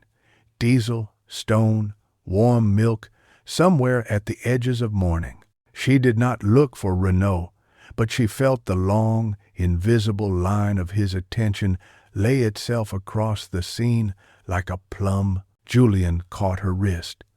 I'm sorry, he said, and it was a poverty of a word that carried a cathedral. Do something with that, she said. Build a use from the apology. Don't hand it to me like a flower that dies. He released her. They moved in parallel velocity, boots on wet pavement, hearts discovering what happens when a choice refuses to be binary. Behind them, the winter garden kept its secrets long enough to make them strategic. At the corner, a figure detached from shadow and fell into step, not quite near, not quite far. The way he carried his shoulders said police. The way he kept his head slightly bowed said not yet. Arden did not smile. She did not need to. She had chosen nothing, and everything had begun to change. Where? Julian asked. Sabine, Arden said. There are notebooks that want us, and a woman who inherited a labyrinth with a conscience she didn't order. And Colette? He glanced back. She'll file tonight under failed demonstration and schedule another, Arden said. Hunger, unlike love, always eats breakfast. They turned into a narrow street where a bakery would open in 3 hours and a cat claimed the center line like a king. Above them, a window blinked on. A man peered through lace at a news feed. Someone's radio whispered a chanson that didn't know it would be a hit. Arden exhaled and felt her lungs accept air again, on its terms. "Arden," Julian said to her shoulder, "to the city, to the person who used to live where she stood, if you need the truth that will ruin me, I have it. I don't want it like a sword," she said. "I want it like a tool. Tomorrow." She tasted the word and found it unpoisoned. "We'll make a room of it, with windows open and curtains drawn back," he said, the ghost of Henri's letter passing through both their mouths. A car turned the far corner and slowed, considering whether it knew them. Arden touched the bottle in her pocket, as if touching the hilt of her own refusal. Somewhere in the near future, a ledger would open. A name would be written, then crossed out. A tower would discover that foundations can be dissolved with the right solvent. For now, she walked beside a man who used to be dead, toward a woman who used to be a secret, away from a woman who wanted to be God. The night moved on its hinges. The city smelled like rain, remembering it was water. And in Arden's coat, the 2 slips of paper warmed to her skin, the old vow and the new lie placed together like cards in a hand she would stop apologizing for playing. Chapter 5. Rooms with their windows open. They reached Sabine's building through streets that smelled like yesterday's rain and the coffee being pulled from men who liked to watch articles publish themselves. The concierge glanced up and pretended not to take inventory. Arden pressed the buzzer. Sabine's voice answered as if she had been sleeping with her eyes open. "Second floor. The door is already unlocked." In the stairwell, Julian's steps were quieter than she remembered. He carried his body like a man who had learned to be background noise. On the landing, Arden paused. The pause was not indecision. It was a way to check whether her lungs would take the next set of facts without buckling. They did. Sabine opened the door before they knocked. Her hair had escaped its evening discipline.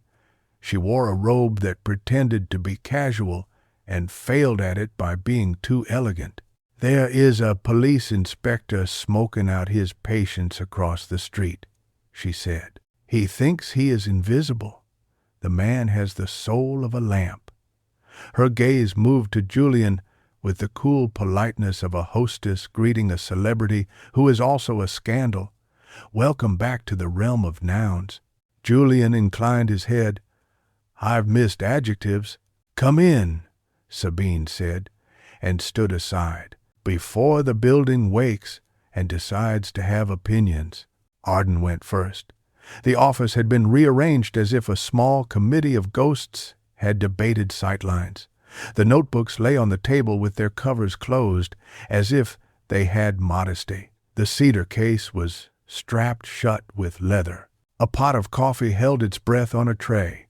3 cups waited to be told their roles. Sabine turned the key in the lock and set it in a dish where even keys looked deliberate. "You smell like frankincense and defiance," she told Arden.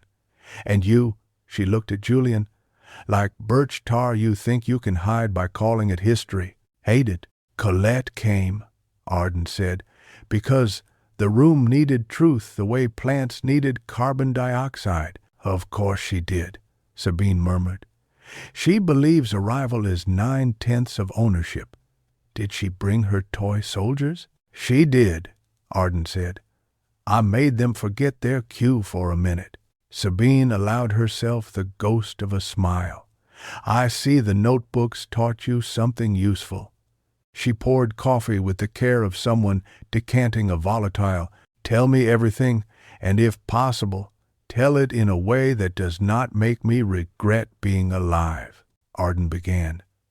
"The winter garden, the dipper, the ampules with their tea and their air, Colette's pitch for stewardship that sounded like feudalism taught to sing, the watcher, the pause she had purchased, Julian, and the sentence he had pulled from his own sternum, "I lit it." She tried to be precise without sanding the edges off. She did not look at Julian while she said his name. She watched her cup instead, where the surface trembled slightly, correcting itself. Sabine listened and did not interrupt. When Arden finished, Sabine set her cup down and let her mouth go flat. Colette's theater has too many doors. She likes an audience so she can believe in consequences without suffering them. She glanced at Julian. "I should welcome you with lilies and forgiveness, but we haven't yet decided whether you require either." "I'll buy my own flowers," Julian said, not unkindly. "Forgiveness is an architectural project." "Good," Sabine said. "I prefer people who come with their own scaffolding." She turned to Arden. "We need to move the notebooks again. If Colette knows I've kept them, she will either sue or stage an accident. Both are tedious." Arden tapped the leather strap on the cedar case. "There's more." "There is always more," Sabine said.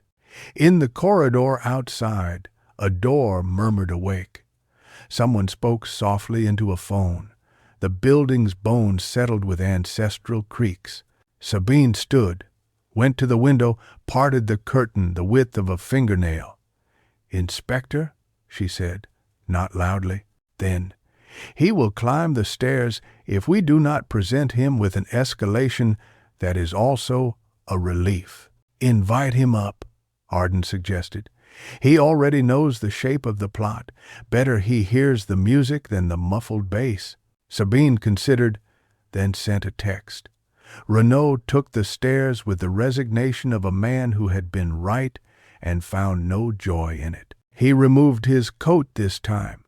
The shirt beneath was clean and rumpled enough to prove he owned an iron and a life. He nodded at Julian without announcing his disbelief in resurrection. "If you'd like a cigarette, I'll pretend I didn't see," he said. "But don't set the building on fire. The paperwork is unbearable." Julian's mouth twitched. "I don't smoke." "Good," Renaud said. "Then your hands will have to find a different occupation." Saturday. The coffee performed diplomacy. Renaud listened to the winter garden with the attention of a carpenter measuring for a door. When Arden described the ampules, his eyes narrowed, not with suspicion, but with the small pleasure of a puzzle offering a corner piece. "2 vials, indistinguishable until chosen," he said. "A choice that writes you into the contract." "Exactly," Arden said. "And you refused," he added. "I interfered," she corrected. Renaud lifted a shoulder. "Same route." He turned to Julian. "Lighting the studio is an operatic method for avoiding conversation. It also creates very poor evidence." His tone wasn't mocking. It was bone-dry truth. "I thought destruction was a language everyone read," Julian said, "and the shame in it did not beg." Renaud nodded once, as if the confession moved a bead on his abacus. "We need something that doesn't burn. Paper is good, deposits are better." He tapped the ledger Sabine had saved. "We will copy this. We will make a friend in a courthouse. We will press gently against Colette's schedule until the part of her life that depends on the word discretion begins to squeal." "And Mathis?" Arden asked. The name felt like a splinter she couldn't see and should not ignore. Renaud's mouth tightened. "I have an informant who says Mathis is the kind of man who wears cologne to distract from hygiene. He collects men who can do violence without explanation. If Colette hired him, it would be to make paperwork disappear." "Bodies are paperwork you can fold. I would prefer not to let him discover you are both easier to find than to erase." Sabine slid a folder across the table. I have names. The consortium Henri flirted with. A bank that will deny it knows us. A socialite whose philanthropy prefers people already famous. And here, she tapped a typed list, a schedule. Colette is launching a new exhibition at the Musée de la Parfumerie in 2 nights, a gala for donors, a perfect place for a demonstration. Demonstrations are only perfect when I control them, Arden said. But yes, if she wants a stage, we will bring a curtain she cannot draw back. Renaud glanced at her scarf. The scent you used last night, can you scale it without making the mayor faint? I can bring enough to make mirrors blink, Arden said. Not enough to start a religion. Good, Renaud said. We'll need finesse. The museum has more cameras than I have patience. We will also need a way to make Colette speak while believing she is singing. I have a ladder, Sabine said, nodding at the notebooks, and a map of the museum's ventilation. A friend who prefers anonymity will give me the kind of favor one returns with diamonds, not notes. Arden swallowed a mouthful of coffee and felt it write warmth into her blood. A plan wanted to be born. Plans were impatient children. They cried until you named them. She named this one Chiaroscuro. It would require 3 rooms, 2 hands, a scent. It would require Colette to step into a place where she could be elegant and wrong. It would require Julien to carry a truth like an egg across a field. She looked at him. We need to stage something that looks like what she wants, without giving it to her. You will be bait. I will be weather. Sabine will be architecture. Renaud will be the man who stands where a false exit was planned and turns it into a door. Renaud didn't argue. I have a suit, he said, and a tie that makes me look like I know what rich people think. I can pretend to be furniture. Julien's face moved through fear and found usefulness. What do I do? He asked. It was not a plea. It was logistics. You will make a piece, Arden said. A reliquary for a vow that shattered, something small enough to carry and hard enough to break a toe if dropped. Colette loves symbols as long as they are eyelashes on contracts. We will let her think you have embedded verite in wood and that the only way to own it is to own you. And when she tries to pick it up, Sabine asked, perfectly calm. She will hear her own voice, Arden said, at a volume she did not know existed. She tapped the cedar case. G is an anchor. But there is also a way to make the room indifferent to anchors. Lacuna buys time. Interference buys distance. If we shape the air around Colette at the museum, if we feed her her own ladder with the steps in a different order, the thing she believes she controls will carry her. You want a public confession, Renaud said, not quite approving, not quite opposing. I want proof that will survive her lawyers, Arden said. If she says enough in a room with donors, the recordings will not belong to us. They will be property of gossip, which is more durable than evidence. Sabine lifted a brow. And dangerous. Yes, Arden said simply. But we are already in danger. They began to carve the plan. Sabine drew the museum's layout on a sheet of paper. Galleries like ribs, a central staircase, glass cases that thought highly of themselves. The ventilation diagram looked like a map of currents. Here, she said, pointing at the donor's salon, there is a vent that can be redirected discreetly. My friend can angle the flow so a person standing in this quadrant receives more air than anyone else. Renaud circled another area. Security posts, guards who know enough not to be decorative, cameras at these angles. He sketched fields of view. If I stand here, I can watch without being watched. Julien took one of Sabine's blank cards and drew without preamble. In a dozen lines, a small box appeared. Cedar framed, glass inset, hinges disguised as ornament. There is a slot for a vial. It will open when someone who doesn't know where the weight sits tries to lift it, a trick jewelers use to humiliate thieves.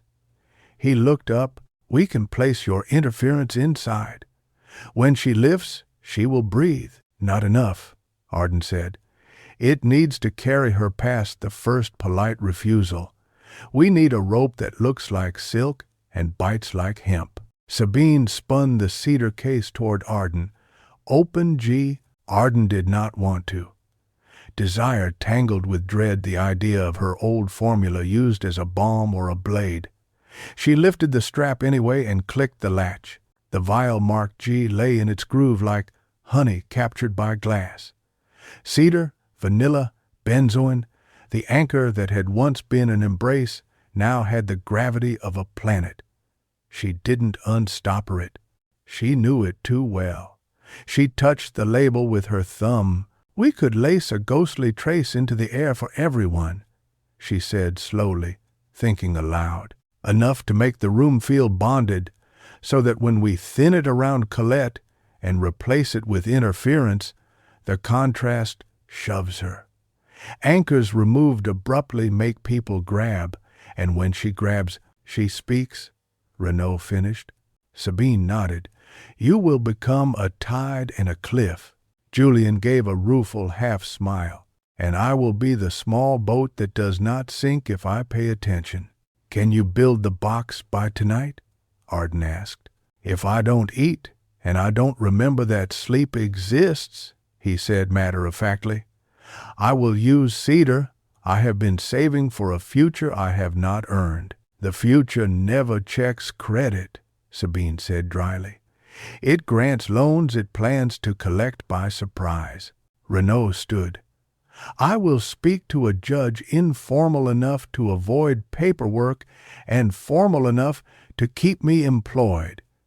He will not authorize a wire. He will tell me not to embarrass him. I will not. He will go home to a wife who smells like laundry. This is how cities survive. He looked at Arden. If she brings Mathis, do not try to philosophize. He does not speak that language. He speaks physics.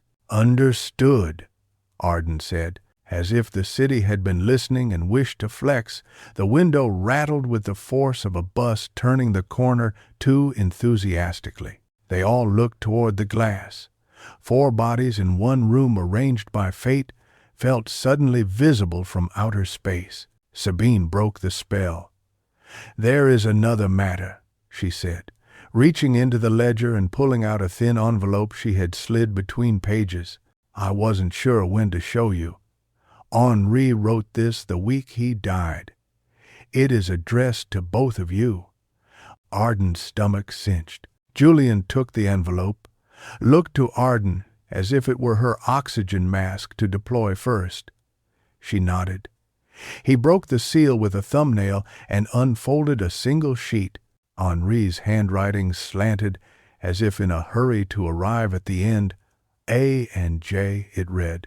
The last accord is love tied to truth. I could not find the knot that does not bruise. Perhaps there isn't one. Perhaps love bruises truth and truth bruises love, and the only ethics resides in tending the bruise without blaming the body that blooms it. If you must choose, choose neither. Build a room instead. People confess to rooms that forgive them. Not to people who think they are rooms. If I have ruined you in the name of finishing a song, I apologize in a key you cannot hear yet. If I have saved you, it will be by accident, which is the only salvation with any claim to honesty. H. The paper was very ordinary.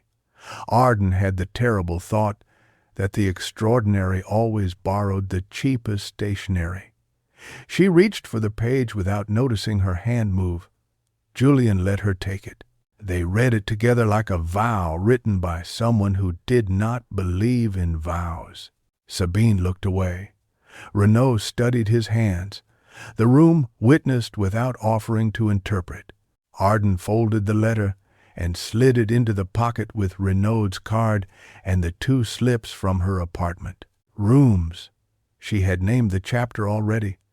She knew what she needed to build. "I'll compound the air," she said, standing. "I'll prepare 2 canisters, one with a faint wash of G to lay over the donor's salon before guests arrive, one with interference, in a concentration that will not make anyone cry, but might make someone say what they kept for their dentist." She glanced at Sabine. "Your anonymous friend will angle the vents." "He will," Sabine said. "He likes the engineering of secrets." "Julian," Arden continued, "you will build the reliquary and write a label in a hand that looks like an invitation, something Colette cannot resist reading aloud. Ednai." Julian's smile showed briefly, like a scar that had learned to socialize. "I will give it italics." "Renaud," Arden said, "you will be everywhere and nowhere. If Mathis shows, you will move him with furniture." Renaud nodded. "And afterward?" "Afterward," Arden said, "I will ask for whatever truth remains unspoken. Not tonight, tomorrow morning, in a room with windows open." She turned to leave, then paused. "One more thing." She lifted the vial of G from the cedar case and a small stopper pipette from Sabine's drawer. With surgical care, she withdrew a half-drop and let it fall onto a strip of blotter. She held it near the window, where the morning had decided to accept itself. The scent rose like an old oath. "If we are going to lay this in the air," she said, "we should remind ourselves of the bruise." She passed it to Sabine. Sabine inhaled and blinked as if the world had been pulled slightly closer. She passed it to Renaud. He smelled, and his shoulders loosened and then tightened again in wary recognition.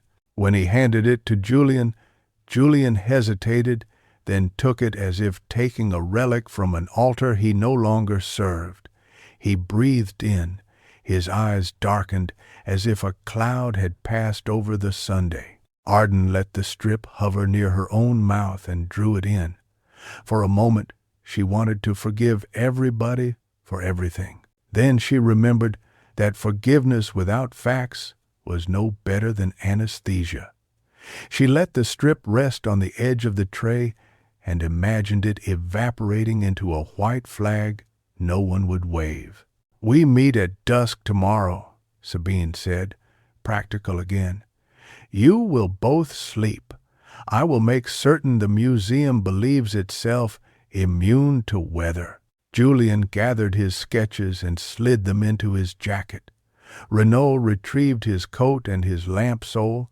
Arden pocketed the letter and the plan. At the door, a new sound threaded the hall, a scrape, a whisper, a person deciding whether to be a wall. Renaud's hand went to the latch. He held up a finger to snip the room's breath in two, then opened the door in one clean motion. The corridor was empty. On the carpet lay an envelope, twin to Henri's, sealed with black wax, stamped with a symbol that tried to look like a family crest and succeeded in looking like a threat diagram. Renaud lifted it with a pen, as if moving a dead mouse. He held it out to the table. Sabine broke the seal with a nail and shook the paper free. There were only 8 words, printed, not handwritten, crisp and soulless. Chiaroscuro is for painters, not for prey. No signature, no need. The letter smelled faintly of saffron and legal pads. Arden felt her mouth form a smile that had no humor in it whatsoever. She took a pen and wrote on the bottom of the letter, "Rooms forgive, people decide." She didn't know why. She only knew the sentence felt like weight distributed properly. "Mathis," Renaud said, as if diagnosing a weather system by its first drop. Sabine nodded once. "He also wrote the checks Colette didn't sign. He prefers to believe that makes him invisible." Arden tucked the threat into the ledger so it would sit with children its own age. Then he'll appreciate being proved wrong in front of an audience, she said. Some men need to be embarrassed into stopping. And some men stop only when gravity intervenes, Renaud said. But we will try embarrassment first. They left in pairs that did not look like pears. Renaud took the stairs like a man descending into a mine that might be full of air. Sabine closed her door with the sadness of a curator, leaving a room full of unframed originals. Julian and Arden stepped into mourning, as if walking onto a new page that had been ripped out of an older book. They said little as they walked. The city offered them actors, a man humming Edith Piaf at a volume no one had requested, a woman pulling a suitcase whose wheels insisted on their own narrative, a child licking sugar from a paper bag with reverence. Near the corner, a florist was setting buckets of ranunculus on the sidewalk. Arden stopped and bought a single stem, the color of pale apricot, and carried it like a reasonable hope. At the atelier, the bell recognized her and made the right sound. She told Camille to take the day. Camille looked at Julian, who had positioned himself not to exist, and failed. "Should I?" Camille began. "Take the day," Arden said again, and added, softer, "Please." Camille kissed her on both cheeks, as if Arden were going to war behind a counter. The door clicked. Arden and Julian were alone with the glass, the instruments, the notebooks. "We need to be honest later," Arden said, without turning. She poured alcohol into a flask and watched it eat light. "I will ask you questions that make me ugly. You will not lie to make me beautiful." "I will answer in the tense you deserve," Julian said. He moved to the far bench and laid out his wood like a doctor preparing an operation he intended to survive. "Tonight is work. Tomorrow is penance." "Tonight is work," she agreed. She measured aldehydes into a beaker that smelled like ceilings. She wrote labels in a hand that remembered how to be clear. She built chiaroscuro air, anchor wash, and chiaroscuro air, interference, and decanted them into canisters she had bought years ago because they were lovely and impractical. She assembled a satchel with a neutrality that hid tenderness. Pipettes, extra seals, chemical aprons folded small. She added a little vial of lacuna because Renaud had turned good advice into a jacket pocket. As the day moved like a responsible clock, Julian's box took shape. Cedar planes learned to meet. Hinges concealed themselves like secrets with ethics. He burnished the wood until it shone the way a proposition shines before it is tried. He carved a phrase inside the lid in letters small enough to be intimate. When he was done, he closed it and did not show her. She did not ask. Late afternoon softened the windows. Arden caught herself staring at the shelf where no 37, for Jay sat among other bottles, a city of amber and ghosts. She lifted it and placed it in a drawer, not to hide it, but to remove it from the air. The room exhaled in gratitude. Julian wiped his hands, came to stand in the doorway of the lab, and waited for the part of her that had not named itself to turn and see him. She did. They regarded each other like two countries deciding whether to build a bridge over a river that had drowned soldiers. "Tomorrow," Arden said. "Tomorrow," he echoed. She didn't kiss him. He didn't ask. They had work, and they were not yet allowed to be the versions of themselves who could afford anything else. She packed the vials. He wrapped the box. They stepped out into a dusk that looked like a hard-earned compromise between day and night. On the way home, a motorbike glided past too close, the rider's helmet reflecting the city back at itself. Arden didn't flinch. She marked the license plate with the part of her mind that records threats as if writing a grocery list. A block later, a woman in a camel coat crossed without looking and never paid for the privilege. Colette's world was always crossing, never being struck, even when it deserved to be. At home, Arden set the satchel by the door like a dog that would guard without sleeping. She showered and watched the water try to learn her shape and fail. She dressed in black silk that did not advertise itself, and boots that remembered gravel. She left her throat bare. Before bed, she stood by the window and let the city climb onto her sternum. She placed Henri's letter on the windowsill, the way one places saints where sunlight can negotiate. She took the ranunculus out of its paper and set it in a glass. It smelled like something that had never been asked to apologize for its softness. A message appeared on her phone from unknown. Tomorrow, the museum prefers entry on the north side for deliveries. No name, a kindness disguised as logistics. Renault, perhaps, or Sabine's anonymous engineer, or a stranger who had decided to be useful for once. Arden turned off the light. In the dark, the apartment was a room with its windows open. She lay down on the couch because beds are for people who have finished their chapters. She did not sleep. She rested the way a soldier rests. Her last thought before morning reached up like a child was not of fire or names or debt. It was of a door that opens, and the person on the threshold willing to be forgiven by the room before the person. When dawn finally negotiated its terms, she rose and did not make coffee. Coffee would make her think history was a comfortable idea. She drank water. She wrote, on the back of a receipt, 5 words. We will build the room.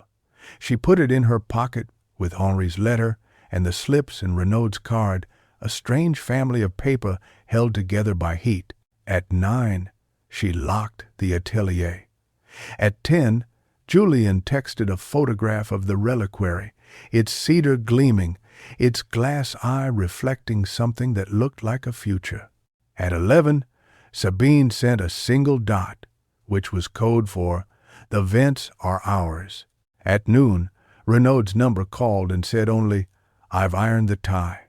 At 5, the museum would open its doors to donors wearing black and optimism. At 5:07, a woman who wanted to be God would look into a box and try to lift weather.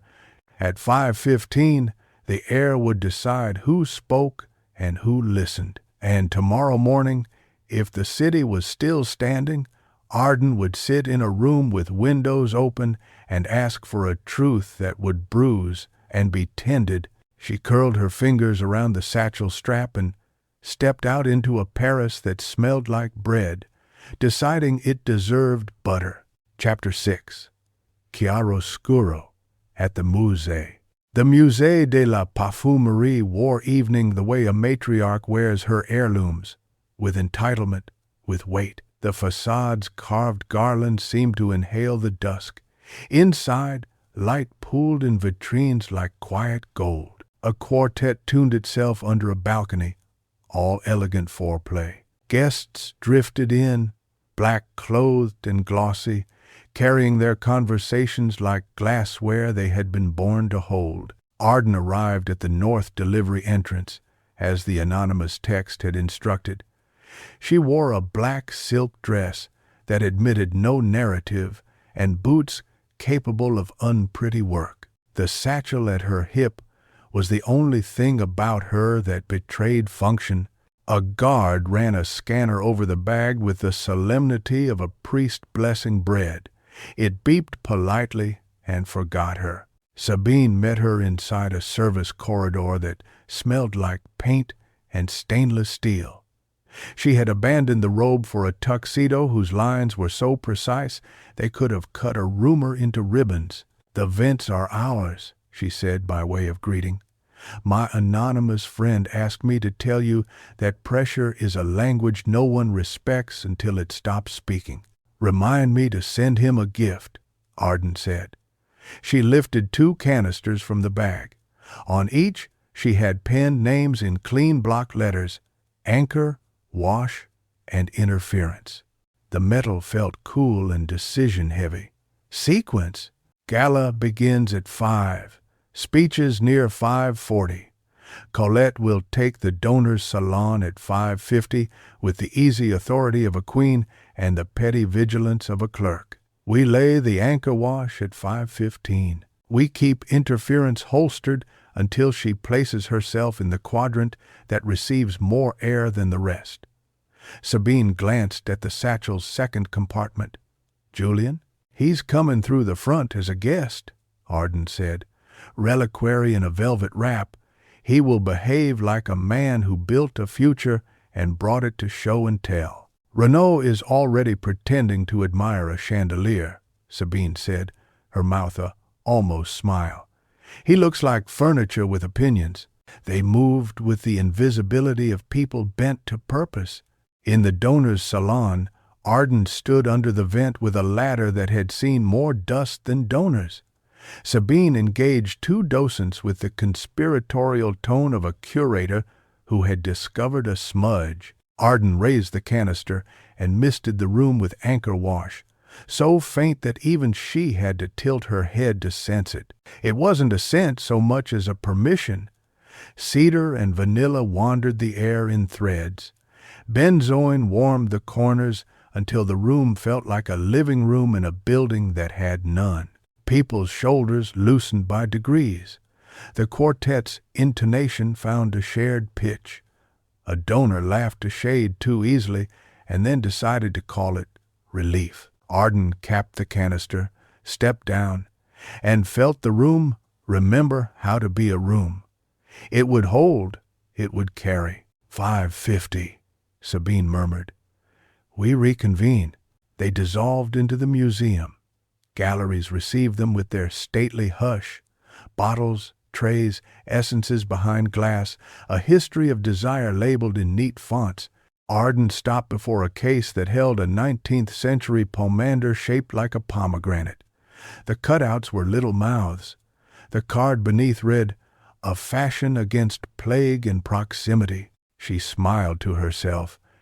Everything is a response to breath. In the central hall, Julian stood beside a marble column as if he had always been part of the building. The reliquary sat in his hands, cedar gleaming, glass inset catching light like an eye.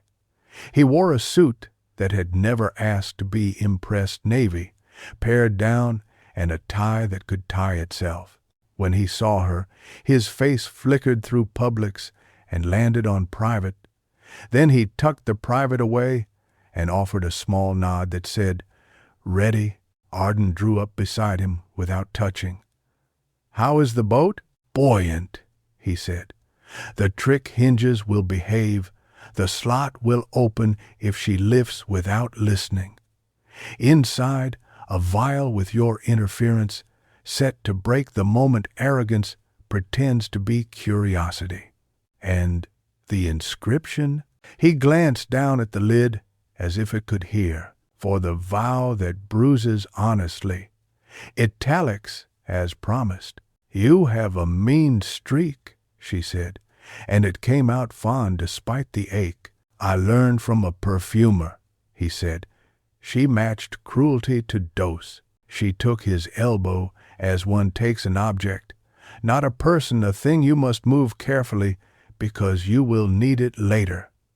"Let's introduce your piece to the room." They entered the donor's salon as the quartet slid from rehearsal to performance. Clusters of people arranged themselves into circles that could grow or shrink without spilling. A woman in a backless gown wore a necklace like a rumor. A man with a signet ring that did not quite fit his hand discussed heritage with a boredom that looked expensive. Colette materialized at 5:49, right on the cusp of fashionably late. The camel coat had become a black sheath with a neckline like intent. Her hair was a geometry designed to prove bones. She did not smile at the room. She allowed the room to understand it pleased her. Mathis oiled himself into place at her 2 o'clock compact athletic, hair too carefully disordered. His suit had that slightly wrong fit of custom work, ruined by haste. He wore a cologne that tried to be old money and ended up as solvent. He did not look at Arden. He looked at the idea of her and dismissed it. Renaud stood at the far quadrant, near a painting of a 17th century still life with roses and meat.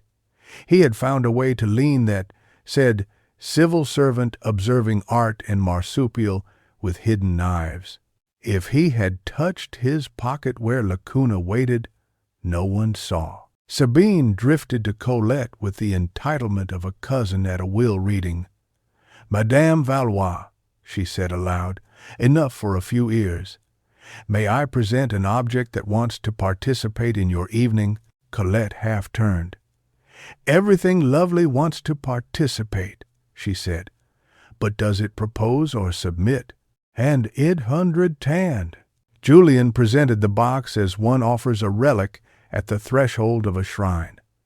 Colette let her fingers hover, not touching, as if contact were déclassé.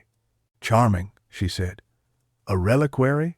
"A reliquary for a vow," Julien said evenly. "Cedar for remembrance, glass for accountability." Colette's eyes glinted, delighted by the taste of her own reflected cleverness. "And within?" "A vial," he said. "A very small room." Arden felt Sabine's text land without sound. Vent angled. She slid her thumb along the seam of the interference canister in her satchel. Ready, but not yet. The room wore the anchor wash, like a comfortable robe. Colette slipped her hand into the air as if into warm water. Her voice took on that little deepening that meant bond without consent. "Ladies and gentlemen," she called, effortlessly shepherding 3 clusters into audibility. "May I steal a moment from you and offer it back as a story? Tonight we celebrate not merely a museum, but the act of making invisible things visible. A scent, after all, is a memory that refuses to remain polite." Conversations surrendered. The quartet found a volume called Important but Not Intrusive and stayed there. Colette gestured toward Julien's box. "This," she bestowed it with proprietorship without having touched it, "is a reliquary for a vow. How quaint, how Renaissance. We will open it together, because we are not afraid of rooms." Her eyes briefly brushed Arden's face. "Are we?" Arden let neutrality be couture. "Open it," she said softly. Colette lifted the lid an inch, then paused. Efficient dramaturgy. Inside, the glass caught light and kept it. A card lay beneath, Julien's italic inscription neat and disobedient. Colette read it aloud. She could not resist the theater of voice. "For the vow that bruises honestly." How terribly moral. She slid a manicured finger along the glass lip and, without looking for the hidden latch, lifted. The hinge refused to honor her rank. The weighted mechanism engaged. The vial unseated with a precise stubbornness and cracked against the inner edge, a hairline fracture kissing the glass, then giving up its ghost in a whisper. Arden depressed the interference canister's trigger in the satchel, and the vent obliged. A stream of air, invisible and competent, carried the accord down like a suggestion no one wanted, and everyone obeyed. Violet leaf outlined alertness. Frankincense lifted thought out of its chair. Orris cooled the heat that makes a lie feel righteous. Around the room, shoulders arranged themselves into honesty-adjacent shapes. Not confessional, receptive. Colette inhaled a small surprise. It didn't show on her face so much as vanish from it, as if an expression had been scheduled and then canceled. She leaned slightly toward the box, toward the air. "What is this?" she murmured. Not to Arden, not to Julien, but to the possibility that someone would answer without being named. "A room with the windows open." Arden said. Colette tilted her head. The bond in the air had thinned around her. The anchor had been unhooked. The contrast pressed. She did what people do when their unseen harness is removed. She grasped for purchase. Words offered themselves like railings. "You think I am the villain," she said, not asking. The words flowed with that dry heat, particular to a person who has always rehearsed standing at the center and being believed. "You think I light matches and sell the burn marks as art supplies?" She smiled at herself, a small and private bright. Perhaps. But who decided we should never admit that truth requires architecture? Murmurs feathered the edges of the salon. Phones did that staccato turn to record that people perform without feeling it. Renaud's attention sharpened without moving. Sabine stood exactly where the flow from the vent touched her cheek and angled her face so the air kissed Colette more intimately. "You hired a fire," Arden said, gentle. "Say it in the tense that matters." "I hired a correction," Colette replied. The word had the coolness of a surgeon naming a procedure. The factory should not have existed. It stank of failure and nostalgia. Its demolition was inevitable. I made it elegant. "And the voice that called me there?" Arden asked. "Logistics," Colette said, with the boredom of competence. "Mathis has a file of voices. A man in Bucharest builds them like clocks. It is spectacularly easy to resurrect the dead if you have 1,000 euros and an absence of shame." On the far side of the room, Mathis' mouth compressed by a millimeter, the only betrayal his face would allow. Renaud filed the compression under use later. "And the night Julian died?" Arden asked, amplifying the space the interference had created, not closing it. "The cover you provided?" Colette's lashes lowered, then lifted the semaphore of someone who knows how to say yes in a language without the word. "A romance built itself," she said. "The market for martyrs remained strong. He needed to leave the board for the piece he loved to survive. I helped him." "You're welcome." Julian's chest went tight and stayed. "You told me you were protecting Arden," he said. "You were protecting your pipeline." "I was doing both," Colette said. She turned to the room now, pulling them in like a tide. "We sell illusions here, my beauties, bottled and brilliant. Do you know the relief of not having to lie to yourselves about it?" She inhaled again, subtle, involuntary. The interference had refined her palate. She could taste her own rhetoric. A crease appeared at the corner of her mouth, the smallest crack in glaze. Henri built a ladder to confession. I built a business plan. You can hate me, but dreamers always need a landlord. A woman in the third row, older, rings dense as metals, said, "Did you stage the other fire?" The air carried the question directly to Colette and left it on her tongue like a wafer. "The studio?" Colette's smile went wolf-brief, too fast for cameras but not for eyes. "No, that was his gesture. I only purchased the exit interview." Phones rose like a bouquet of glass. Mathis took a step forward from the wall, too small for alarm, large enough for Renaud to shift his weight. "Madame," he said softly, "the room is acquiring verbs."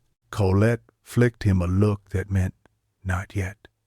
She returned her gaze to Arden. "You want me to confess to murder. I confess to governance." Her hand hovered over the reliquary again, beautiful, stupid, hers by will, if not by law. "And what of you? You lay anchors in air and call it ethics. You pry open men and call it medicine, and caned." "I build rooms that forgive," Arden said.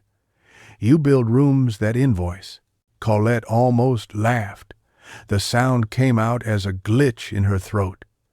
She took another breath, destabilized by the air that did not want to hold her. The bond had drained from her quadrant.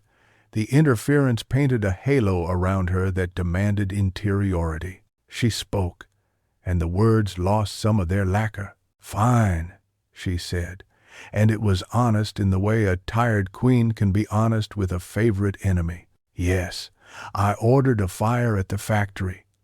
Yes, I orchestrated a ghost. Yes, I told a man to vanish to save a product line and a woman to suffer to make it believable. Yes, I have Mathis on a leash. Sometimes he bites the hand that feeds him, and I remind him where the bowl is. Is that the truth you came to buy? Do you want a receipt?" Silence collected itself like velvet. Renault's gaze did not move, but something in him exhaled as a line on a warrant formed in the space behind his eyes. Sabine's hand, resting calmly on the back of a chair, flexed once. Mathis moved one small step that meant many later ones. "Madame," he said, this time with the intimacy of warning, "you are enjoying yourself." "Am I?" Colette asked, mild and lethal. "Or am I merely tired of pretending to be the mother of a church when I am in fact its treasurer?" Arden felt the room bend toward the edge, where revelation becomes spectacle. That was where law fails and gossip feeds. She signaled with a glance. Sabine's friend pushed a touch more air through the vent, not a flood, a nudge. The interference deepened for a heartbeat, a tide pulling the sand out from under feet before placing it back. Shifted. Colette steadied herself with words. "Here is a thesis you can print. I do not kill people to sell truth. I do not need to. People kill themselves for a chance to be finally understood." Behind her, the quartet found a wrong note and rescued it with aplomb. In the murmur that followed, Mathis reached into his jacket, and the room's temperature dropped. Renault said, conversational, "Don't." Mathis smiled vaguely, as if greeting a distant acquaintance in a supermarket. He kept his hand in his jacket, fingers around something not large, a syringe, a micro-vial, an excuse. He angled his body to shield the motion from cameras, which made 3 phones lift higher. The man with the signet ring, who had not allowed himself to be interested in anything but heritage, became briefly an amateur documentarian. Arden eased a hand into her satchel and touched Lacuna. She hadn't planned to use it here. Pauses are dangerous in rooms that smell like blood. But physics, as Renault had said, had a language. She depressed the trigger once, aimed at the space between Mathis and Colette, not at their bodies, but at the conversation between their instincts. Air softened, meaning thinned. The moment lost traction. Mathis blinked a mere muscular correction, and his hand came out with nothing more violent than a small vial of pale liquid. The kind of thing one might use to spike a room, to reclaim atmosphere. He held it near his lapel as if considering a spritz. "Insurance," he murmured. Renault stepped closer, bringing with him the redolence of institutions' ink, carpets, rain in stairwells. "Careful," he said. "If you change the weather, people's umbrellas begin to ask questions." Colette watched, amused and alert. The interference continued to hold her in a loose fist. It would not last forever. Arden knew the half-life of honesty. It decays quickly when heat returns. She looked to Sabine. Sabine lifted her chin a degree now.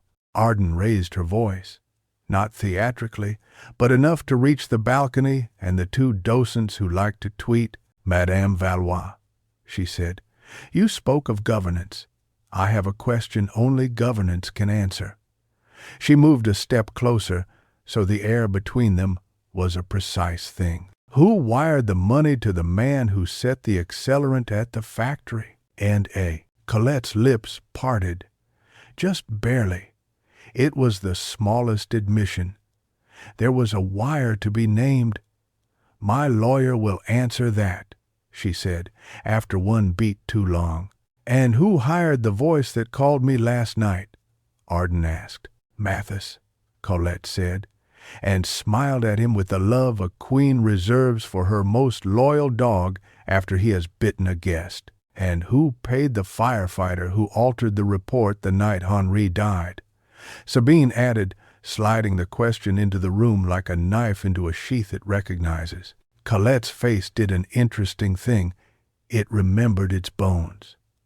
"Not me," she said, and this time the speed was correct. Henri liked to write his own autopsies, and the room observed that shard, as if it had a flavor. Renaud filed it under "requires kitchen." Arden felt the interference begin to wane. The anchor wash hummed beneath it, but bonds reassert themselves. People go back to their habits of dignity. She had one more purchase to make. "Last question," she said. "Did you tell the man behind the voice to include a line that only Julian and I knew?"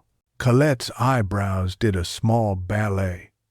"No, I don't read lovers' correspondence."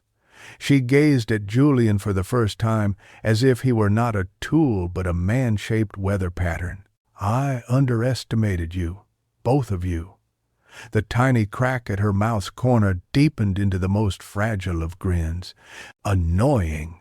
Mathis's gaze flickered in the way that means we will be followed when we leave.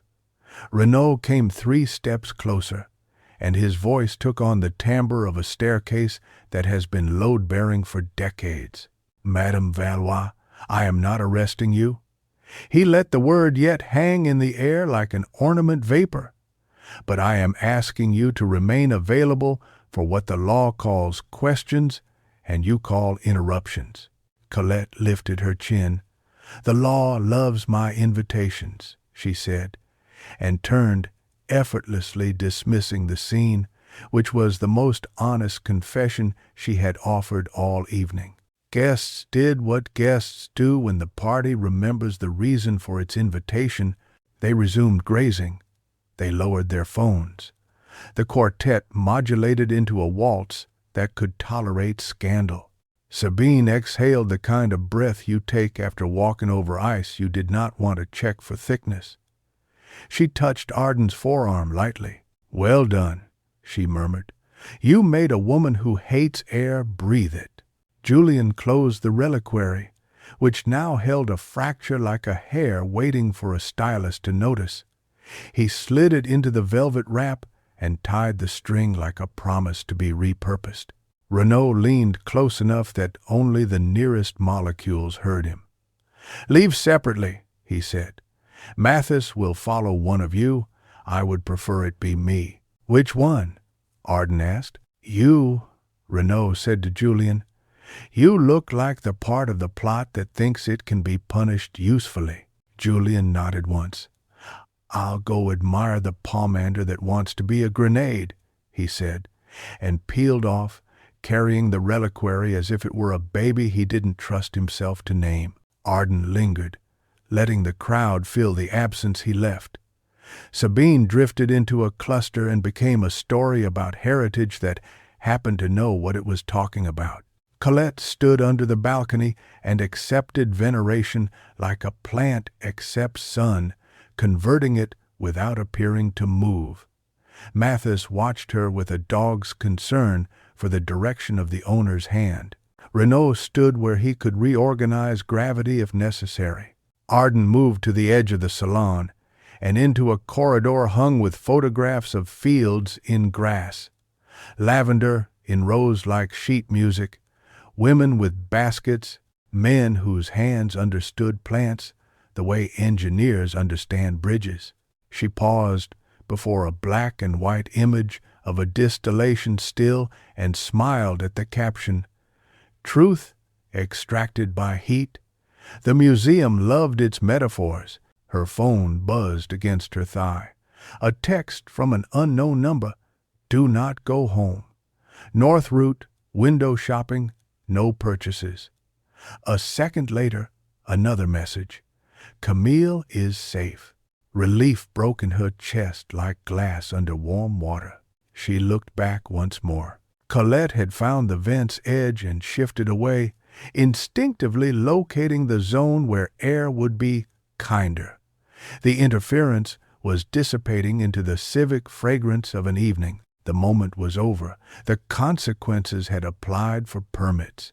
Arden left by the north corridor, past a guard who liked her without knowing why, and into the calm of the museum's stone side street. The air smelled different out here. Cold, diesel, the mineral honesty of Paris when it is tired of being photographed. Footsteps followed at a polite distance, too careful to be random. She did not speed up. She changed tempo. She crossed at a light that had not yet decided to change.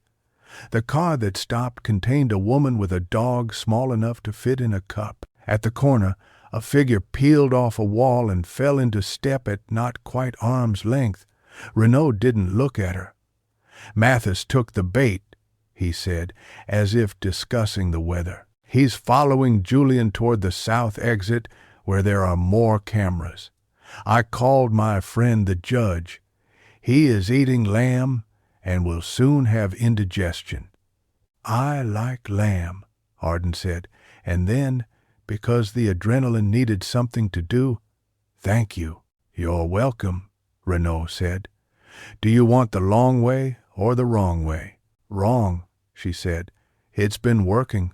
Yes. They took a zigzag that forced any pursuer to hesitate at every corner, learning what hesitation costs. On Rue Charlot, a boy on a skateboard apologized to a mailbox with extravagant sincerity. On Rue de Bretagne, a woman offered them roses and then gave a speech about taxes. The city tucked them into its routines like a tired parent who has learned that normal is the best lullaby. By the time they reached a narrow lane lined with shutters and shadows, the footsteps had thinned. Renaud stopped under a wrought iron balcony and checked his watch, the least threatening of gestures. Julian will text when he is in a taxi, he said. Sabine has the ledger. My tie wishes to retire. He owned self. I'll send it flowers, Arden said. She leaned against the wall and let the cold seep into her spine until her body understood it was hers. Tomorrow morning, she added, to herself as much as to the night, a room with windows open. Renaud tucked his hands into his pockets and studied the streetlights. Rooms forgive, he said. People decide. Mathis wrote that, Arden replied, almost smiling. Even thieves sometimes carry the truth in their pockets, Renaud said. He glanced at her, a look that had learned to be careful with women who smell like choices. Try to sleep. I'll rest, she said. Sleep is for the absolved. He did not say that other day, but he had beam. He departed with the gravity of a man who refused to become a character in a story without his permission. Arden watched him go and then turned toward her own night, which would involve a couch, a glass of water, and the refusal to check the locks more than twice. Her phone buzzed again. Julian, taxi, south. I'll go to the studio that is not mine, and then to the bridge that is ours. Tomorrow, 9? She typed back, 9. No lies, even the kind that saves us. Then I'll bring the bruise, he returned. She slid the phone into her pocket and walked. Above her, a window opened, and a woman shook out a tablecloth that glittered with crumbs. The crumbs fell like small truths, mostly harmless, occasionally attracting the wrong attention, always inevitable. The air smelled of stone and the bread that would be baked at 4 a.m. She breathed it in and let the night decide it would not devour her. Behind her, a shadow detached briefly, considered, and reattached to its building. Not Mathis, not Colette. Something older, The shape of the past, when it isn't ready to admit it, belongs there. Arden didn't hurry. She had built a room, and for tonight, the city had agreed to be its window. Chapter 7. A Ledger of Bruises. Morning entered her apartment without asking permission. It came in flat and pale, the color of old porcelain, and found Arden already awake, already dressed, already the sort of tired that had learned to be polite. She opened the windows because rooms keep their promises better when air is allowed to judge. The city offered its staples, stone and bread, and the exhaust of people making destinations out of errands, and she let it wash the night out of her lungs. At 9, 3 knocks arranged themselves on her door like a code. She opened it and let Julian in without fanfare. He carried nothing that could be mistaken for a weapon, unless you counted the face that still knew how to ask for the part of her that forgave. They did not kiss. They did not even touch. They sat at the table, with its discipline of neatness and the single apricot ranunculus that had decided to keep living. She poured water, not coffee. He accepted it like a penance he understood. "This is the room," Arden said. "Windows open." Julian nodded. "No lies, even the kind that saves us." They allowed the sentence to take a chair of its own. Then Arden began, because choosing silence first can look like abdication. "Start with the night of the studio," she said. "Use the tense that hurts." "I set the fire," Julian answered, and the past tense sounded like a confession that had been waiting in his throat so long it had memorized the route out. "I used a clean accelerant. I opened the doors and the skylight. I checked twice that no one was inside. I called an anonymous alarm before the first tongue of flame remembered its alphabet."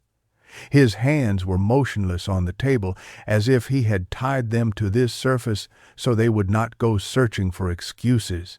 "I did it because Henri's notes were not theory. He had scheduled you. He was building a scene that would put you in a room with Verité's last accord wired to your pulse. He thought he could refine G, using us like salts. I thought if I destroyed the stage, the play would end." "And you did not tell me because?" Arden prompted, though the answer already paced in the space between them. "Because I was a coward dressed as a protector," he said. "Because Colette offered me logistics and exit without a burial. Because she told me your survival required my absence. Because I could not separate what she needed from what I wanted, to remove myself as the solvent in your life." "What did she take in return?"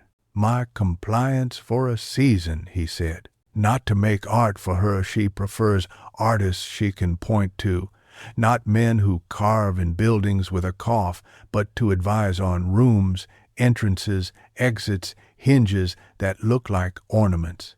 I told myself I was studying her to be useful later. Sometimes I was. Often I was merely obedient." "Henri?" Arden asked. "His death?" "Not my fire," Julian said immediately. "Not Colette's, if you want my sense. He wrote his own autopsy in that ledger because he knew his heart was a fuse someone else might try to learn. He closed his hand around it. And the voice," Arden said. The line that had crawled into her apartment 2 nights ago and laid its head down next to hers. The call before the garden. The phrase from the cigarette paper. Julian's face lifted, as if a small weight inside it had chosen to float. "Mine," he said.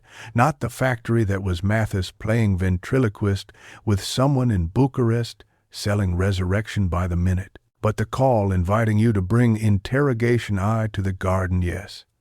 I used the phrase because I needed you to know without telling Colette I had told you. Only we keep that sentence. Only we would recognize it without wanting to." "It worked," Arden said, "and then, because truth behaves better when fed, She put more down. When you said to wear something I could run in, I heard both a man and a trap. I chose to dress for both. Colette says she didn't choose that line. Mathis would not know it. Sabine wouldn't. Sabine would have chosen a different knife, Julian said. She cuts with chronology. Mathis? Arden asked, and tasted the splinter of his name. An arranger who believes he is a composer, Julian said. He buys men who think violence is a recital. He thinks Cologne can hide his shortcuts. He made friends in the fire brigade. He knows which reports can be rearranged. A pause, and when he spoke again, the words came with the weight of someone paying a debt. He bought a firefighter named Lenoir to adjust times, to move a name from present to arrived after. I don't know if Lenoir altered Henri's report. I know he has altered other nights. The city performed a small noise outside a bottle truck, a laugh in the register of soreness, and left them to it again. You've watched me, Arden said, not as accusation, but as architecture. 3 years of being dead and looking at my windows like a door you could not knock on. Not always, Julian said. Sometimes I pretended I believed in deserts. Sometimes I came near. Sometimes I bought a coffee at the corner and sat where I could smell your day. I told myself I came to make sure no one turned you into a room without your consent. That is partly true. It is also true that I wanted to verify you still existed with a ferocity that made me ashamed of having left. Arden let it sit. Shame is only useful if it has a task. You will bring names to Renault, she said. We will not be romantic about consequences. We will string Mathis to the wire he laid. We will let Lenoir choose honesty over hunger if his wife is told first. Julian's mouth pressed into agreement, which looked like a small refusal of the easier yes. I have a file, he admitted. Dates, times, places where Colette's shipments arrived under the names of cousins.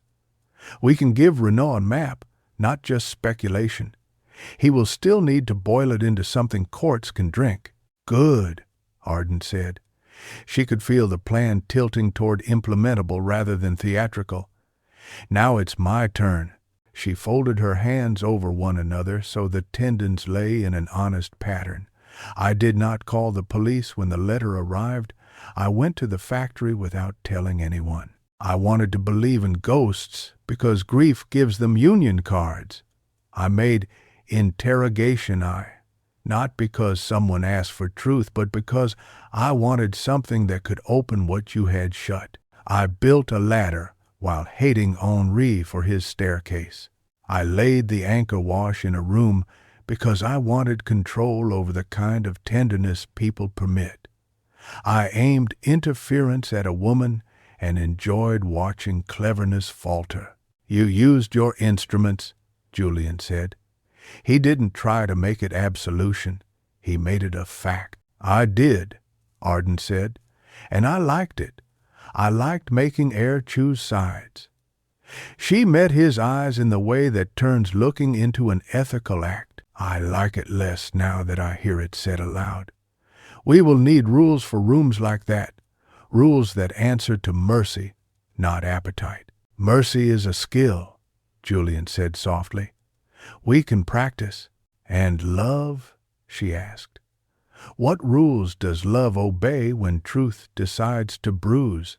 He looked at the ranunculus, at the window, at the ordinary sky behind the scaffolding of their day. He did not look at her mouth. The rule that we do not use each other as the most convenient instrument, he said. The rule that we do not call anesthesia forgiveness. The rule that we say, I did it, and then do something with the sentence besides hoping it fades. Barienda, good, she said, because a room that forgives likes to hear its tenants say the words out loud. They drank their water. It tasted like nothing, and helped. I kept something from the night after the fire, Arden said. From the box you made me. I put the cigarette paper with the promise inside. I let it become an altar. It made me behave like a widow who married a sentence. That is also a truth I should not let become architecture." "You can keep it," Julian said quickly, and then smiled at himself for thinking objects require permission. "But maybe we add other papers, receipts, a grocery list, evidence that rooms can be for living.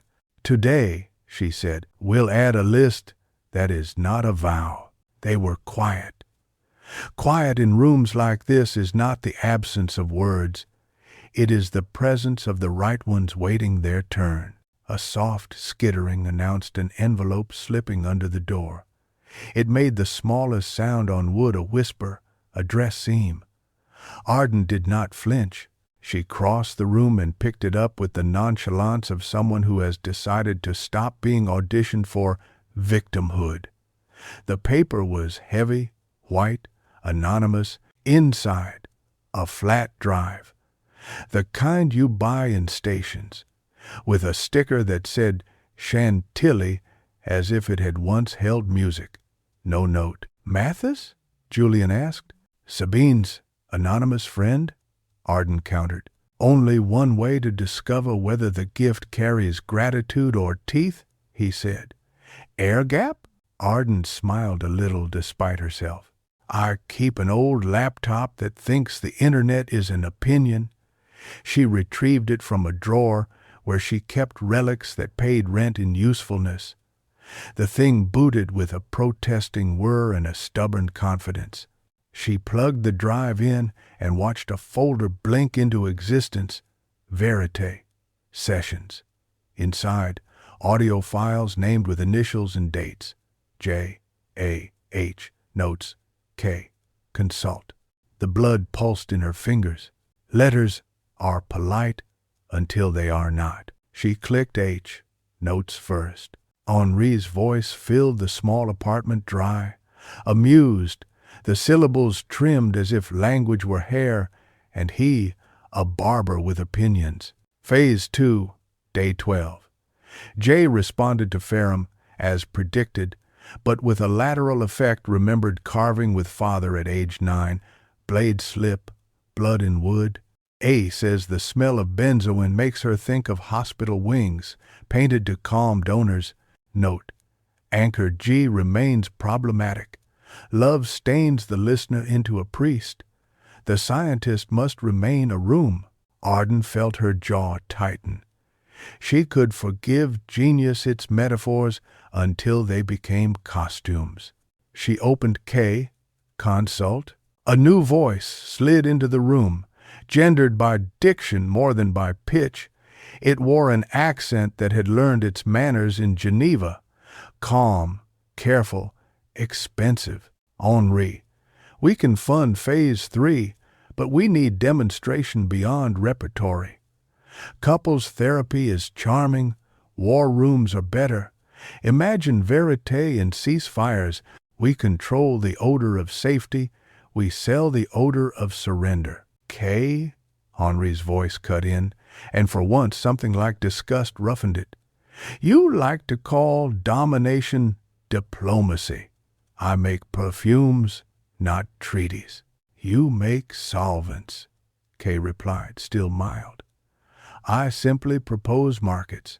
Arden glanced at Julian. He shook his head minutely. He did not know K either. If Colette had been C, this was some other alphabet. She opened one more. J, dated 2 months before the fire. Julian's voice, younger by grief. If the experiment requires Arden, I withdraw, he said. If it requires me, say where to stand and how long to hold my breath. Brave boys make terrible scientists, Henri said. They want to save the variables they love. The work asks for the opposite. Arden shut the laptop with a more careful hand than her pulse demanded. The files had the weight of proof and the danger of becoming pornography for people who enjoyed ethics as theater. She slid the drive into a drawer and turned the key. We give that to Renault, she said. We do not leak it. We do not teach the city to breathe another person's confession as entertainment. Julian nodded, relief touching a corner of his mouth. I was about to be brave in the wrong direction, he admitted. Thank you for choosing the grown-up. The intercom buzzed. Both of them started like civilians. Arden crossed to it and pressed, expecting Sabine or Renault or a courier collecting a signature belonging to someone else. A voice crackled up male, familiar in the way of a face you have seen in a file. Mademoiselle Arden? Delivery from the musée? A thank you gift for your participation, and well there. Not today, Arden said. But the buzzer had already let the building decide courtesy was more important than safety. Footsteps in the stairwell. 2 pairs, one fast and light, one disciplined. She looked at Julian. They did not mouth names. They moved. She opened the hall closet and retrieved the small canister of lacuna. She inhaled the corridor once old paint, neighbor's soup, dust that had learned to mind its own business, and opened the door just as a box with a ribbon tried to pretend it belonged in her hands. Sign? The courier's face was the kind of handsome that always finds work in crimes requiring plausible deniability. Behind him a second figure lurked 2 steps down, hat, collar, patience. Not Mathis, not Renault, a man who liked his job. I don't sign for air, Arden said, and depressed lacuna toward the space between them. Not a cloud, a hush.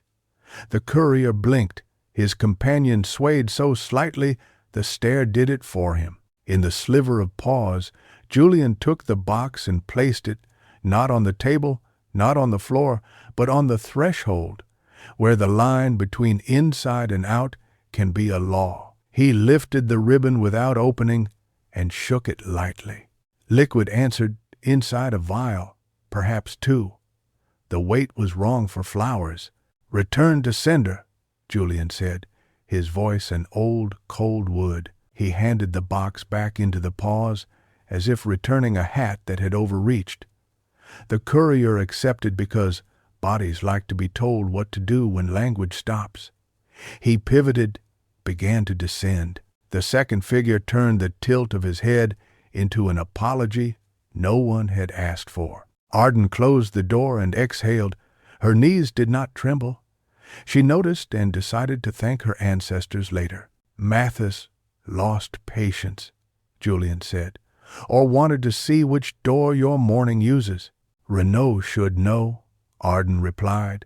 She texted 2 words, gift refused, and a photograph of the ribbon. A dot appeared immediately. Then, do not open anything in cursive for 48 hours. He writes advice like a man stubbing out cigarettes, Julian observed. Efficient, Arden said. They returned to the table and the ledger of the day. Forgiveness did not arrive. It had not been invited. Work did. We bring the drive and the names to Renault, Arden said. We ask him to put eyes on Lenoir and a hand on Mathis' credit lines. We ask Sabine to put K into a drawer with warnings. And then we stop being people who only react. Julian tilted his head. You want to finish verite?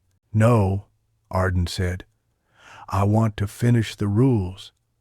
Henri was right about one thing. Truth needs architecture. He was wrong about the priest. Rooms forgive. People decide. If I keep building rooms, I will carve mercy into the door frame so I remember to see it before I start measuring.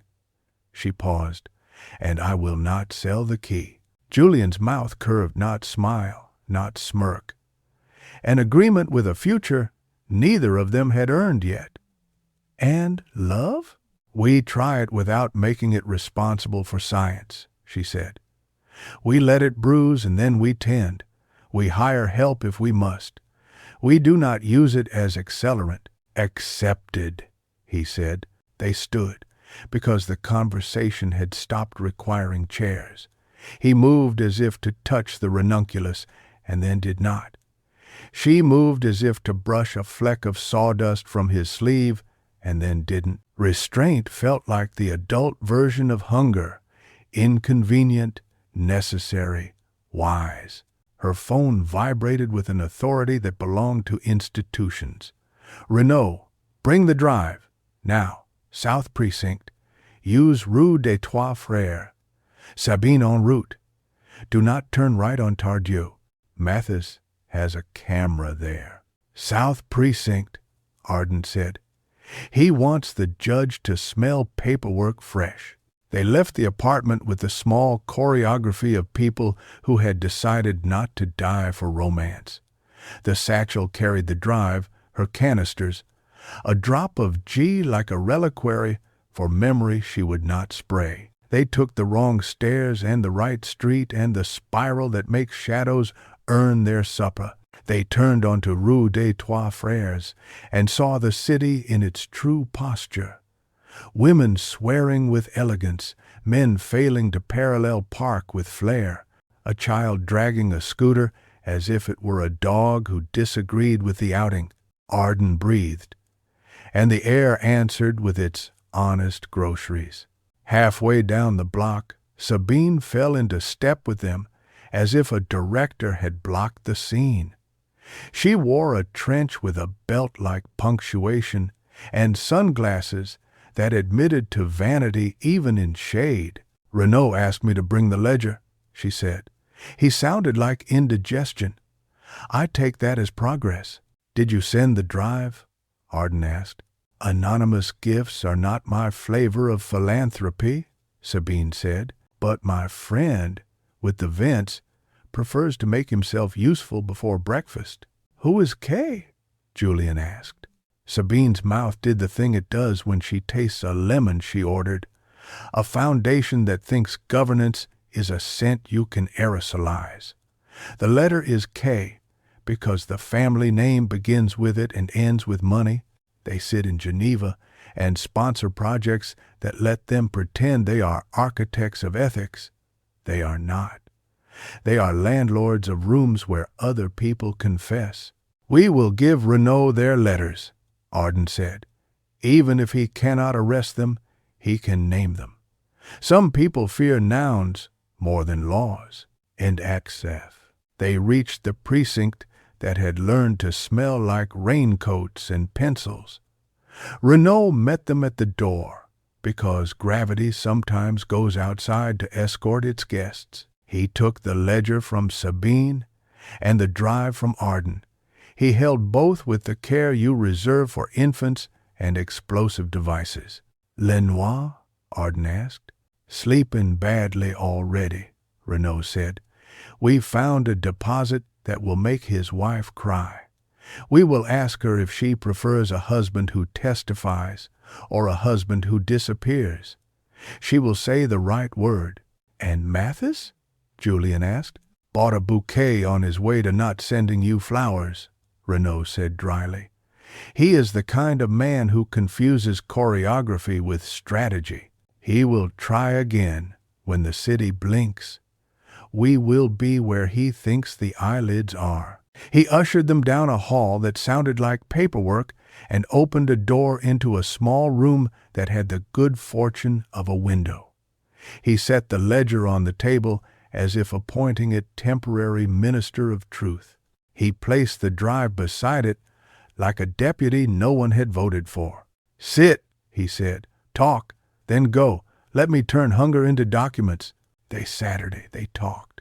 They told the story in the grammar courts preferred dates first, verbs that confess second, motives framed as context, not poetry. Renaud wrote in a hand that did not need to be pretty to be believed. He asked questions like a man measuring boards. He did not pound the nails yet. A junior officer brought coffee that tasted like decisions and left it with the humility of someone not yet permitted to like his job. When they finished, Renaud closed his notebook with a small opinion. "This will not end cleanly," he said. There are too many threads, and the players dislike scissors. But you have given me a place to stand with a lever long enough to move a man like Mathis out of a room. We will start there." Arden rose. "One more thing," she said, and took out the slip with Henri's line. He wrote, "People confess to rooms that forgive them. Build such rooms in your precinct. Some of the men you arrest would rather speak to plaster than to a person with a quota." Renaud looked at the paper as if it were an animal he might feed. "Noted," he said. "I will try to convince the budget that mercy fills forms." They left him to his architecture. Outside, the city had decided to be blue for an hour. Sabine's phone vibrated against her hip with a pattern that had learned to be feared. She read, and all the elegance left her posture. "My office," she said. Someone opened it without knowing where the key goes. "Mathis?" Julian asked. "Or Kay decided to stop hiring gentlemen," Sabine said. Arden felt the room of the day try to close its windows and refused to let it. "We go," she said. "We pack the notebooks into a place they cannot invoice." They moved, not running, but with speed that refused theater. At the corner, a scooter clipped too near, and an apology was thrown like confetti. They turned onto Rue de Turin and saw the door to Sabine's office standing open like a mouth with a tooth knocked out. Inside, the room had been rearranged by people who do not believe in objects as anything but information. Drawers open, polite things on the floor, the hellebore tipped and performing a brief baptism of paper. The cedar case sat in the center of the table, unlatched. The vials were gone, not all of them. G lay in its groove, label peeled up as if a fingernail had considered theft and found restraint. The slot beside it, labeled K sample, was empty. Sabine stood very still. "They knew what to take," she said quietly. "They left the anchor. They took the offer letter." Arden's phone vibrated, as if it too had decided to choose. A message, no number, no name. "Rooms forgive. People decide. You've chosen rooms. So will we." Underneath, a photograph arrived. Camille in a cafe, safe, unaware, a newspaper folded beside her elbow. The angle said, "Professional." The caption said, "Window shopping, no purchases." For now, Arden did not freeze. She did not melt. She did the thing you do when the bruise teaches you the next rule. "We close the windows," she said, "and we build a door only we can open." Chapter 8. Doors only we can open. They did not touch the cedar case or the hellebore. They stood in the middle of Sabine's ransacked office and let the room finish describing the crime to them in its small, precise grammar. Drawers that had been opened to their fullest extension and then pushed back with a gloved palm. A thin semicircle of dust on the floor where a chair had been rolled and replaced. A faint smudge on the window latch that belonged to a thumb without fingerprints. On the table, the indentations where vials had slept were small, blank mouths. "They took K sample," Sabine said again, as if repetition might persuade the air to tell her who had named it first. "It wasn't a formula," Arden said. "It was a scent card Henri stapled to a letter. The letter with Geneva diction. The scent of K was saffron and paper. That's what they stole. A signature you can wear as a door pass." "And they left G," Julian murmured, "because they want you to finish it for them, not steal it half-cooked." The hellebore bled quietly into the stack of ledger paper. Sabine lifted it, patted it dry with the gentleness of a woman who has spent her life deciding which accidents deserve rescue. "Camille," she said. "Safe," Arden said, showing the text. "Photographed, subtly threatened, not harmed." "Yet," Sabine said, She slipped the flower into a glass and set it on the sill where the light was less ambitious. "We are done letting other people arrange air." Arden took out her phone. Gift refused, she'd written earlier. Now she sent Renaud a photograph of the empty slot and the smudge on the window latch. Seconds later, "On my way." Touch nothing. "Move yourselves." "Not here," Arden said. "Not my apartment. Not the atelier." She turned to the ledger Henri had written with unrepentant hands and slid it into her satchel beside the canisters and the ranunculus wrapped in paper like a permission. Henri told us where to go if truth had to be found. A garden. We did that. He also told us who should not be the priest, the scientist. That leaves the room. "The precinct," Sabine said. "No," Arden answered. "Renaud's rooms are for after. I know a place that forgives without being told how." They took separate stairs and met in a street that had too much light for the hour, the kind of city brightness that happens when trouble chooses to advertise. In the cab Arden flagged, the driver had a radio set to a station that thought all grief could be handled by minor keys. Arden offered him cash before he had a chance to measure them into suspicion. The money softened the air into an arrangement she could work with. "Where?" Julian asked. "The Winter Chapel," Arden said. "Behind St. Eustache. It's a skeleton of a room. The walls are stone and apology. The windows are holes. The wind does the rest." "You're building a trap," Sabine said, without censor or complaint. "I'm building a door," Arden replied. "Only we can open it. We choose who we let through and in what order. Kay has something now that thinks it grants them entry. It will get them inside the nave and no farther. We'll ask the room to hold what people bring and return the rest." It was almost noon when they arrived. The square around the chapel held mothers with prams and men who liked to admire pigeons. The Winter Chapel sat at the edge like a rehearsal for a building. Its scaffolding had been peeled away the week before, and the walls wore the kind of light that makes people whisper without realizing it. Inside, the floor was packed earth. The skeleton of a vaulted ceiling threw its shadow like a web. Arden walked the interior and listened. To old dust, to new air, to stone that had learned to keep its counsel. She mapped exits not because she planned to run, but because she planned to choose. She asked Sabine to stand where a chancel would be when generosity finally paid the bill. She set Julian opposite her in what would be a transept. She took the nave the path between and placed the cedar case at the center, latched, with G inside and nothing else. From her satchel she drew a third canister, unlabeled except in pencil.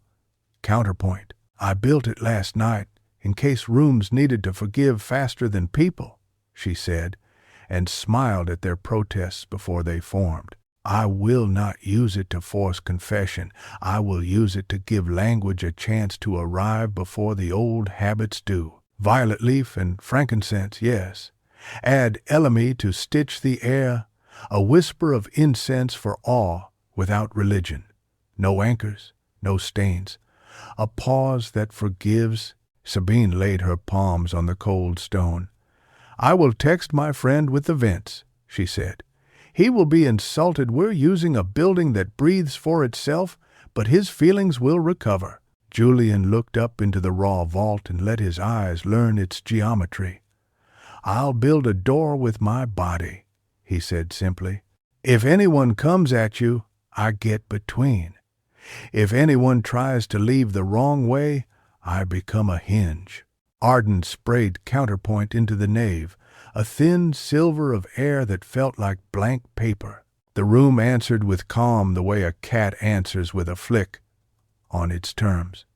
She put the ranunculus at the foot of the wall like a joke people make to keep from crying. Then she texted the number that had sent window shopping.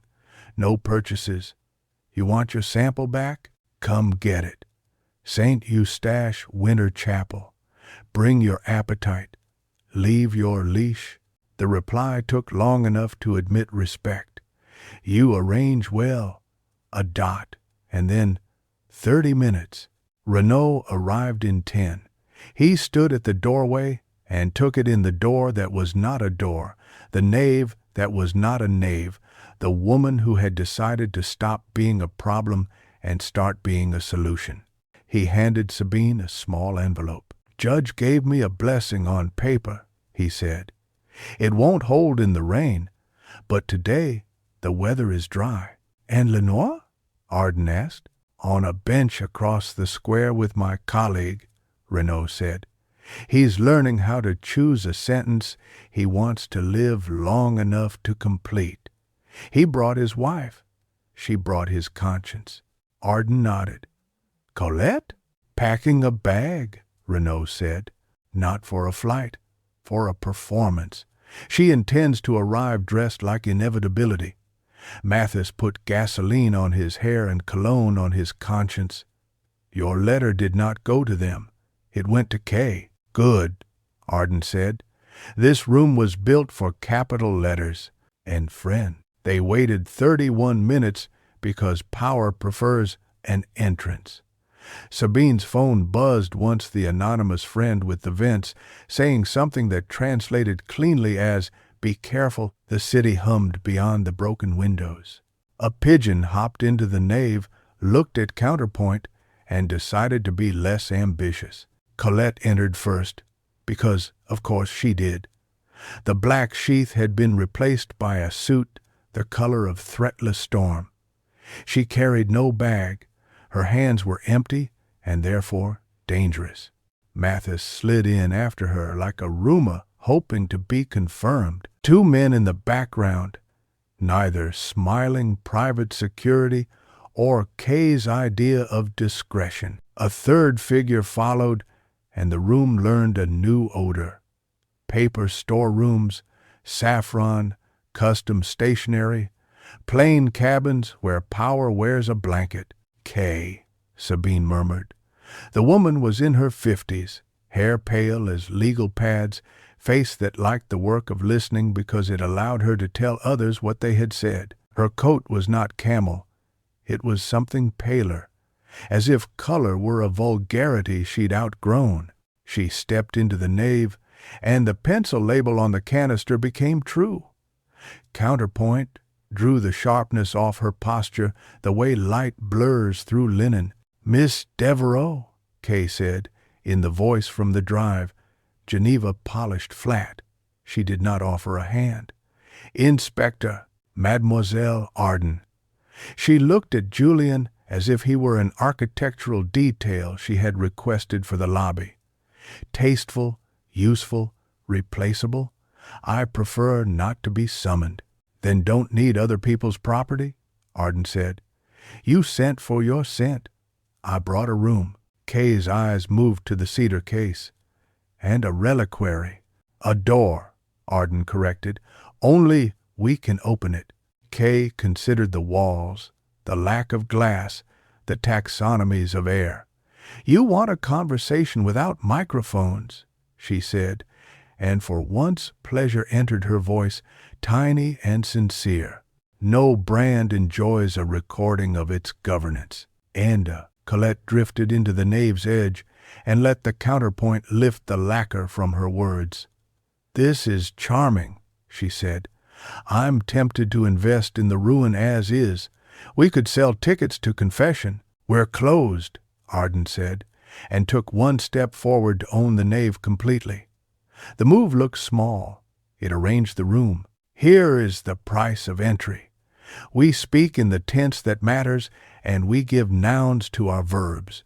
Then we distribute the weight to the proper institutions. Your reward for participating is that I will not make a theater of it. Mathis snorted very softly, which in his language meant, you're making a theater by denying one. Renaud's shoulder twitched, which in his language meant, if you move, Gravity will take issue. Kay gave nothing away. What do you want, Mademoiselle Arden? We can purchase your anchor. We can purchase your silence. We can purchase your rehabilitation. I'm not for sale, Arden said. I'm for rooms. Rooms without stewards collapse, Kay said, polite. We apply money as architecture. You apply money as anesthesia, Sabine said, and her voice carried her father's precision without his cruelty. Arden is asking you to consider scaffolding instead. Kay looked almost amused. Very well. Let us talk scaffolding. The notebooks your father wrote will not survive history unless organized, funded, and brought to heel. Verite can be placed in clinics under protocols that satisfy regulators. No, Arden said. We can write rules that satisfy mercy. Regulators will follow when they remember that people, not systems, bleed. If Kay wants a place at that table, Kay begins by confessing the theft of Kay's sample from this office and the bribery of Lenoir. The room forgives, then we route you to Renault's window that accepts indictments constructed from paper and remorse. A small, fractional pause where oxygen changed owners. Mathis shifted his weight and measured distances with eyes that liked math. Colette looked as if the boredom were interesting for once. Kay studied Arden the way a person studies an animal. They are deciding whether to try to pet or pave. Confession is cheap without leverage, Kay said softly, and leverage grows on trees planted by men like Mathis. Nouns, Arden reminded her, or I shut the window. Kay's gaze flicked to the case. Open the reliquary, she said. No, Arden said. Kay smiled. It gently injured the architecture of her face, a crack that made her appear human without making her harmless. Then let me say it as if you were sitting at a boardroom table and I were the only person who could cut checks for the construction of your ethics. She took a step into the nave and let counterpoint lift her voice by a half tone. We took Kay's sample to prevent you from using it to embarrass patrons who would prefer to forget our youths. We paid Lenoir because he asked. No one had to teach him where the bank is. We did not set the fire that killed Henri Devereux. He set the conditions, and the heart obligingly complied. We assisted in Julian's disappearance because his presence complicated a rollout, and his absence sold a better story. We will continue to apply money to the story we prefer unless you build a room that cannot be purchased. Done, Arden said. You are in it, Bessie Tueva. And in dearly dod shu wander snows.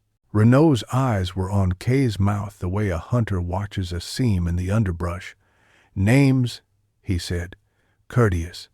Dates, sums.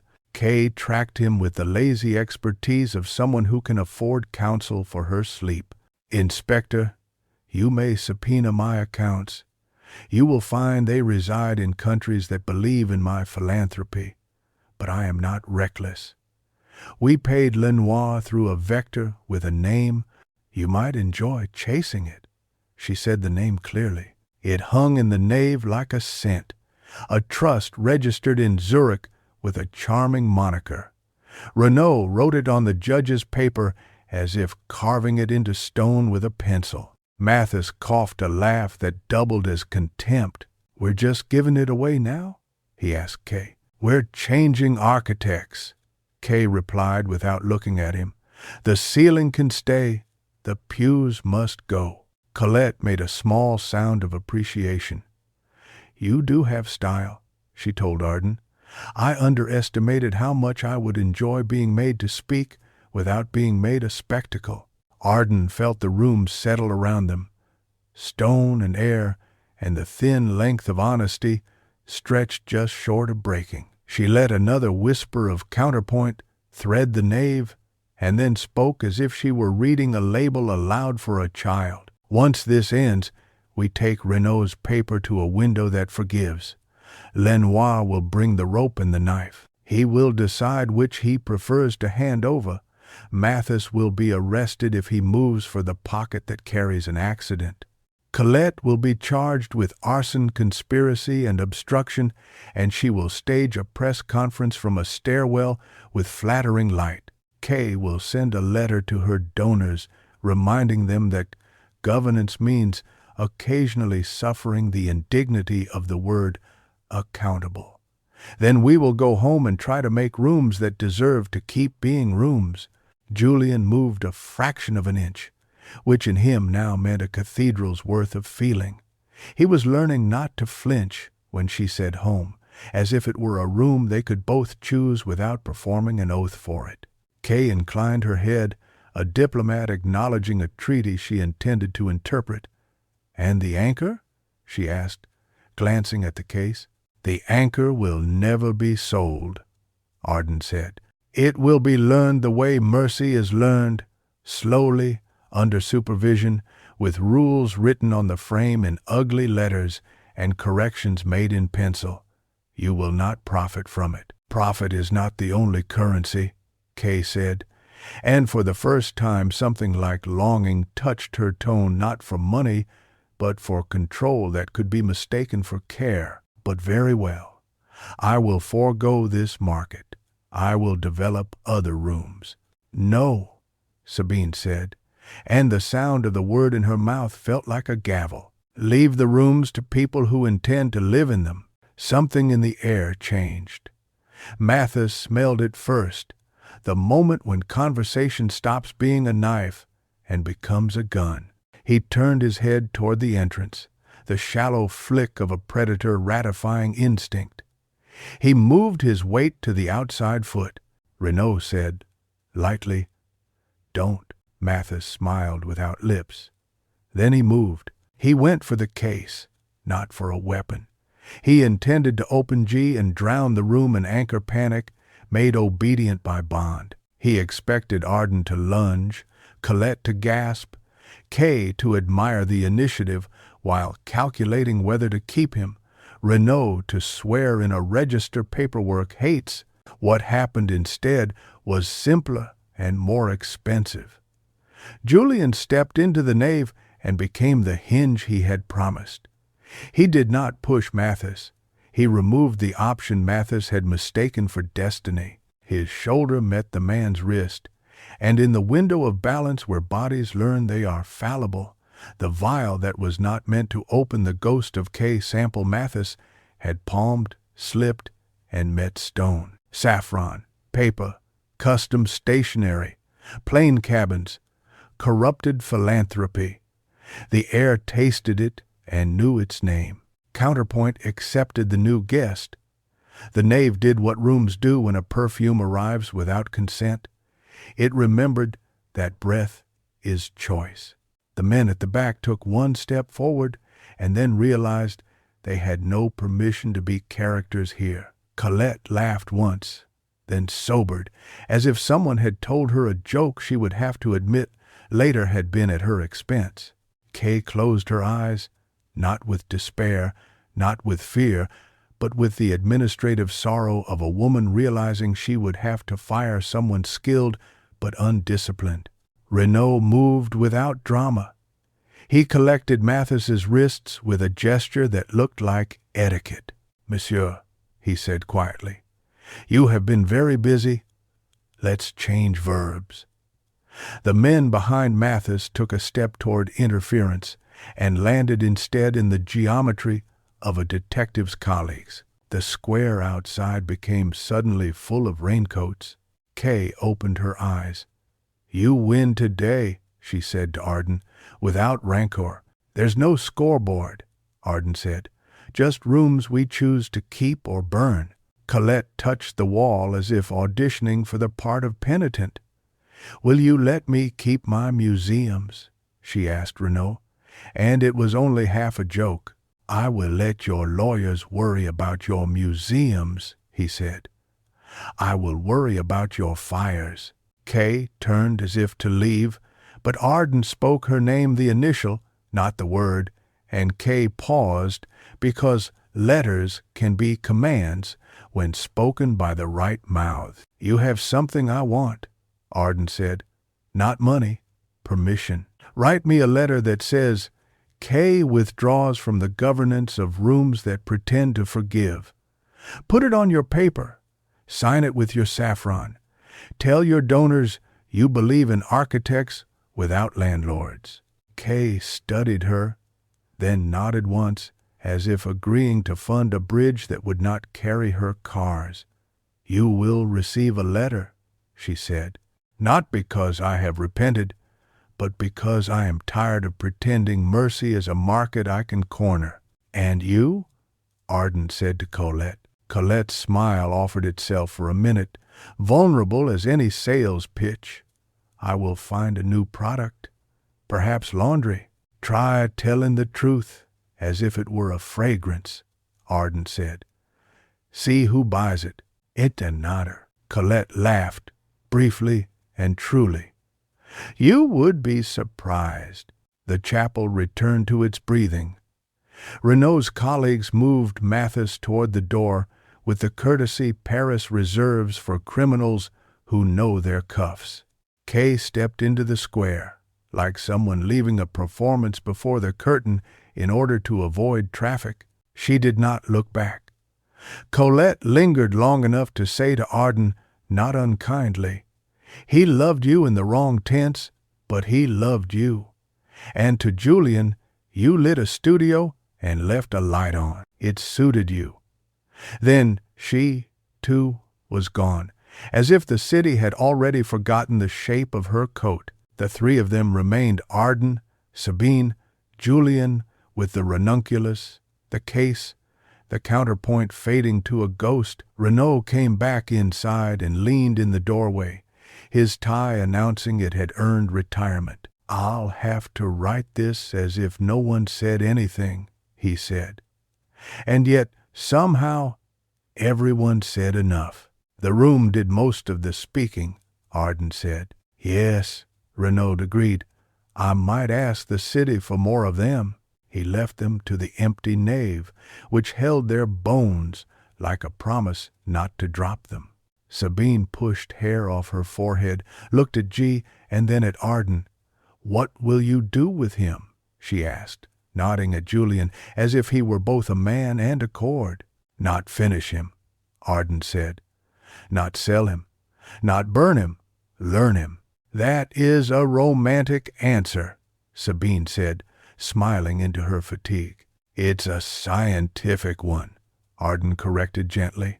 We learn, we write, we test, we stop before we bruise more than we know how to tend. Sabine touched Arden's arm, a rare benediction. I'll go ensure my office forgives me for leaving it alone with thieves. Then I will take a train to Geneva with a letter and a pen that leaks if someone lies near it. Take my ranunculus, Arden said, handing her the flower in its paper. Rooms travel better when they have something frivolous to justify the trip. And Sabine accepted it with a seriousness that suited the joke. She left with that swift, unregretful stride of a woman who has decided her life would not be a derivative. Arden and Julian stood in the nave and looked at the case together. She opened it and lifted G. The liquid looked like a story that had matured without rotting. She did not unstopper it. She watched the light slide along the glass. I want to change no 37, she said. Not erase it. Add a note that keeps it honest, orous enough to remind it not to pretend it is only warmth. A thin thread of oak moss so it remembers boundaries. A microgram of that frankincense that lifted the museum. I want the scent to admit it carries both bruise and balm. Julian's voice had sand in it and relief. Will you keep the cedar? Yes, she said. And the ash. They tell the truth even when I don't ask them to. He looked at her the way a man looks at a house he once built and is being allowed to enter again with rules. I will tell Renault everything else I know, he said, even the parts that make me ugly. Good, she said. She placed G back in the case, latched it, and turned the key without ceremony. Then we will go to the atelier and build No 37B. The B is for bruise, and for beginning, Idmai. They left the winter chapel as the light gathered itself up and promised to meet them later somewhere more domestic. In the square, Lenoir sat with his wife on a bench. She was crying not loudly, not tragically, but with the professionalism of women who have learned useful grief. Renaud stood a respectful distance away, making a phone call that might save a man and an institution at once. Arden and Julian walked the long way, not because Mathis might have left a camera behind. Renaud's people were treating corners the way surgeons treat arteries, but because wrong ways had taught them the right kinds of patience. They passed a bakery that had run out of pain au chocolat and looked unashamed. They passed a woman carrying a chair and a man carrying nothing, and both of them were excellent at it. At the atelier, the bell learned their names again. Arden opened the windows because rooms that forgive like to be given honest work. She took out her notebook and wrote, No. 37B bruise divided by, beginning in letters that forgot to be pretty.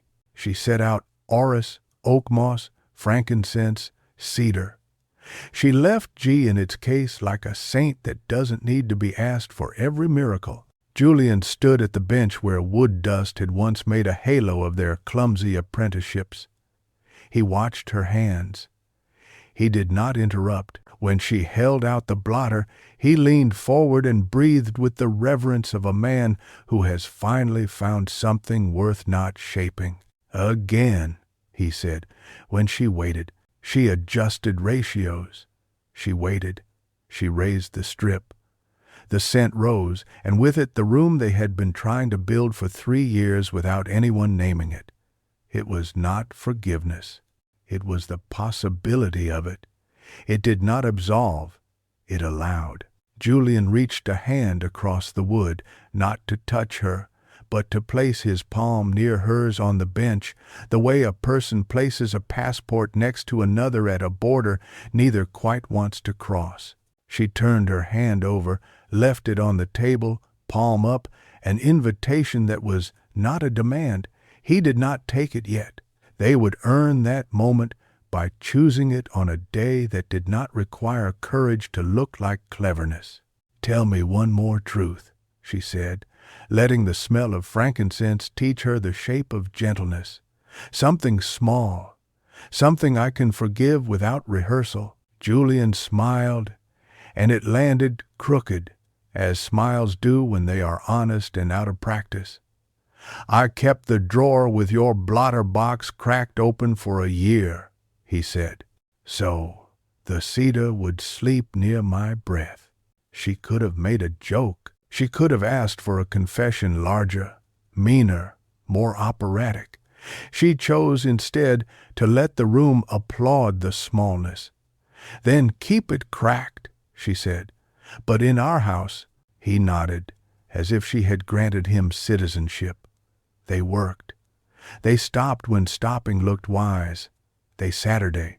They wrote a grocery list and tucked it into the cedar box with the cigarette paper and Henri's letter and the phrase she had scribbled on the museum's threat. Rooms forgive. People decide. The list read, bread, salt, soap, oranges. It looked like a prayer. It looked like logistics. It looked like a beginning arranged in nouns. Renaud texted at dusk. Lenoir chose rope to hand me, knife to drop. Mathis chose gravity. Colette chose counsel. Kay chose to write. Sabine texted a photograph of a letter with a crest that had not earned its dignity and a signature that had Kay withdraws stewardship from protocols that simulate ethics. Kay funds shelters for people whose confessions were purchased against their will. Kay acknowledges that rooms belong to those who live in them. Arden wrote back one word: good. She and Julian took their 2 glasses of tap water to the window and stood where Paris could use them for scenery. The city smelled like laundry and new bread and an old stone being kinder than necessary. Somewhere, a child protested bedtime with a competence that deserved a medal. Somewhere, Colette rehearsed a sentence that would keep her out of prison and into a quiet office where she could reconsider the definition of governance. Somewhere, Kay folded a coat and asked an assistant for a pen that would make the lie harder to sign. Arden turned to Julian. "We will fail," she said, gentle as smoke. "At least once. We will tell each other the truth quickly when we do." "I will not light anything to avoid speaking," he said. "I will not bottle anything to replace listening," she said. He looked at the room. It had its windows open. It had learned, in a day, to forgive enough to keep standing. He put his palm on the bench. She placed hers near his. Then they lifted them at the same time and did the ugliest, bravest thing humans do when they choose to live somewhere together. They went to the drawer with the blotter box and slid it open just enough to let the cedar breathe. The air changed. It did not become holy. It became theirs. Outside, the city negotiated one of its frequent truces with itself. Inside, 2 people negotiated the same. The novel did not end.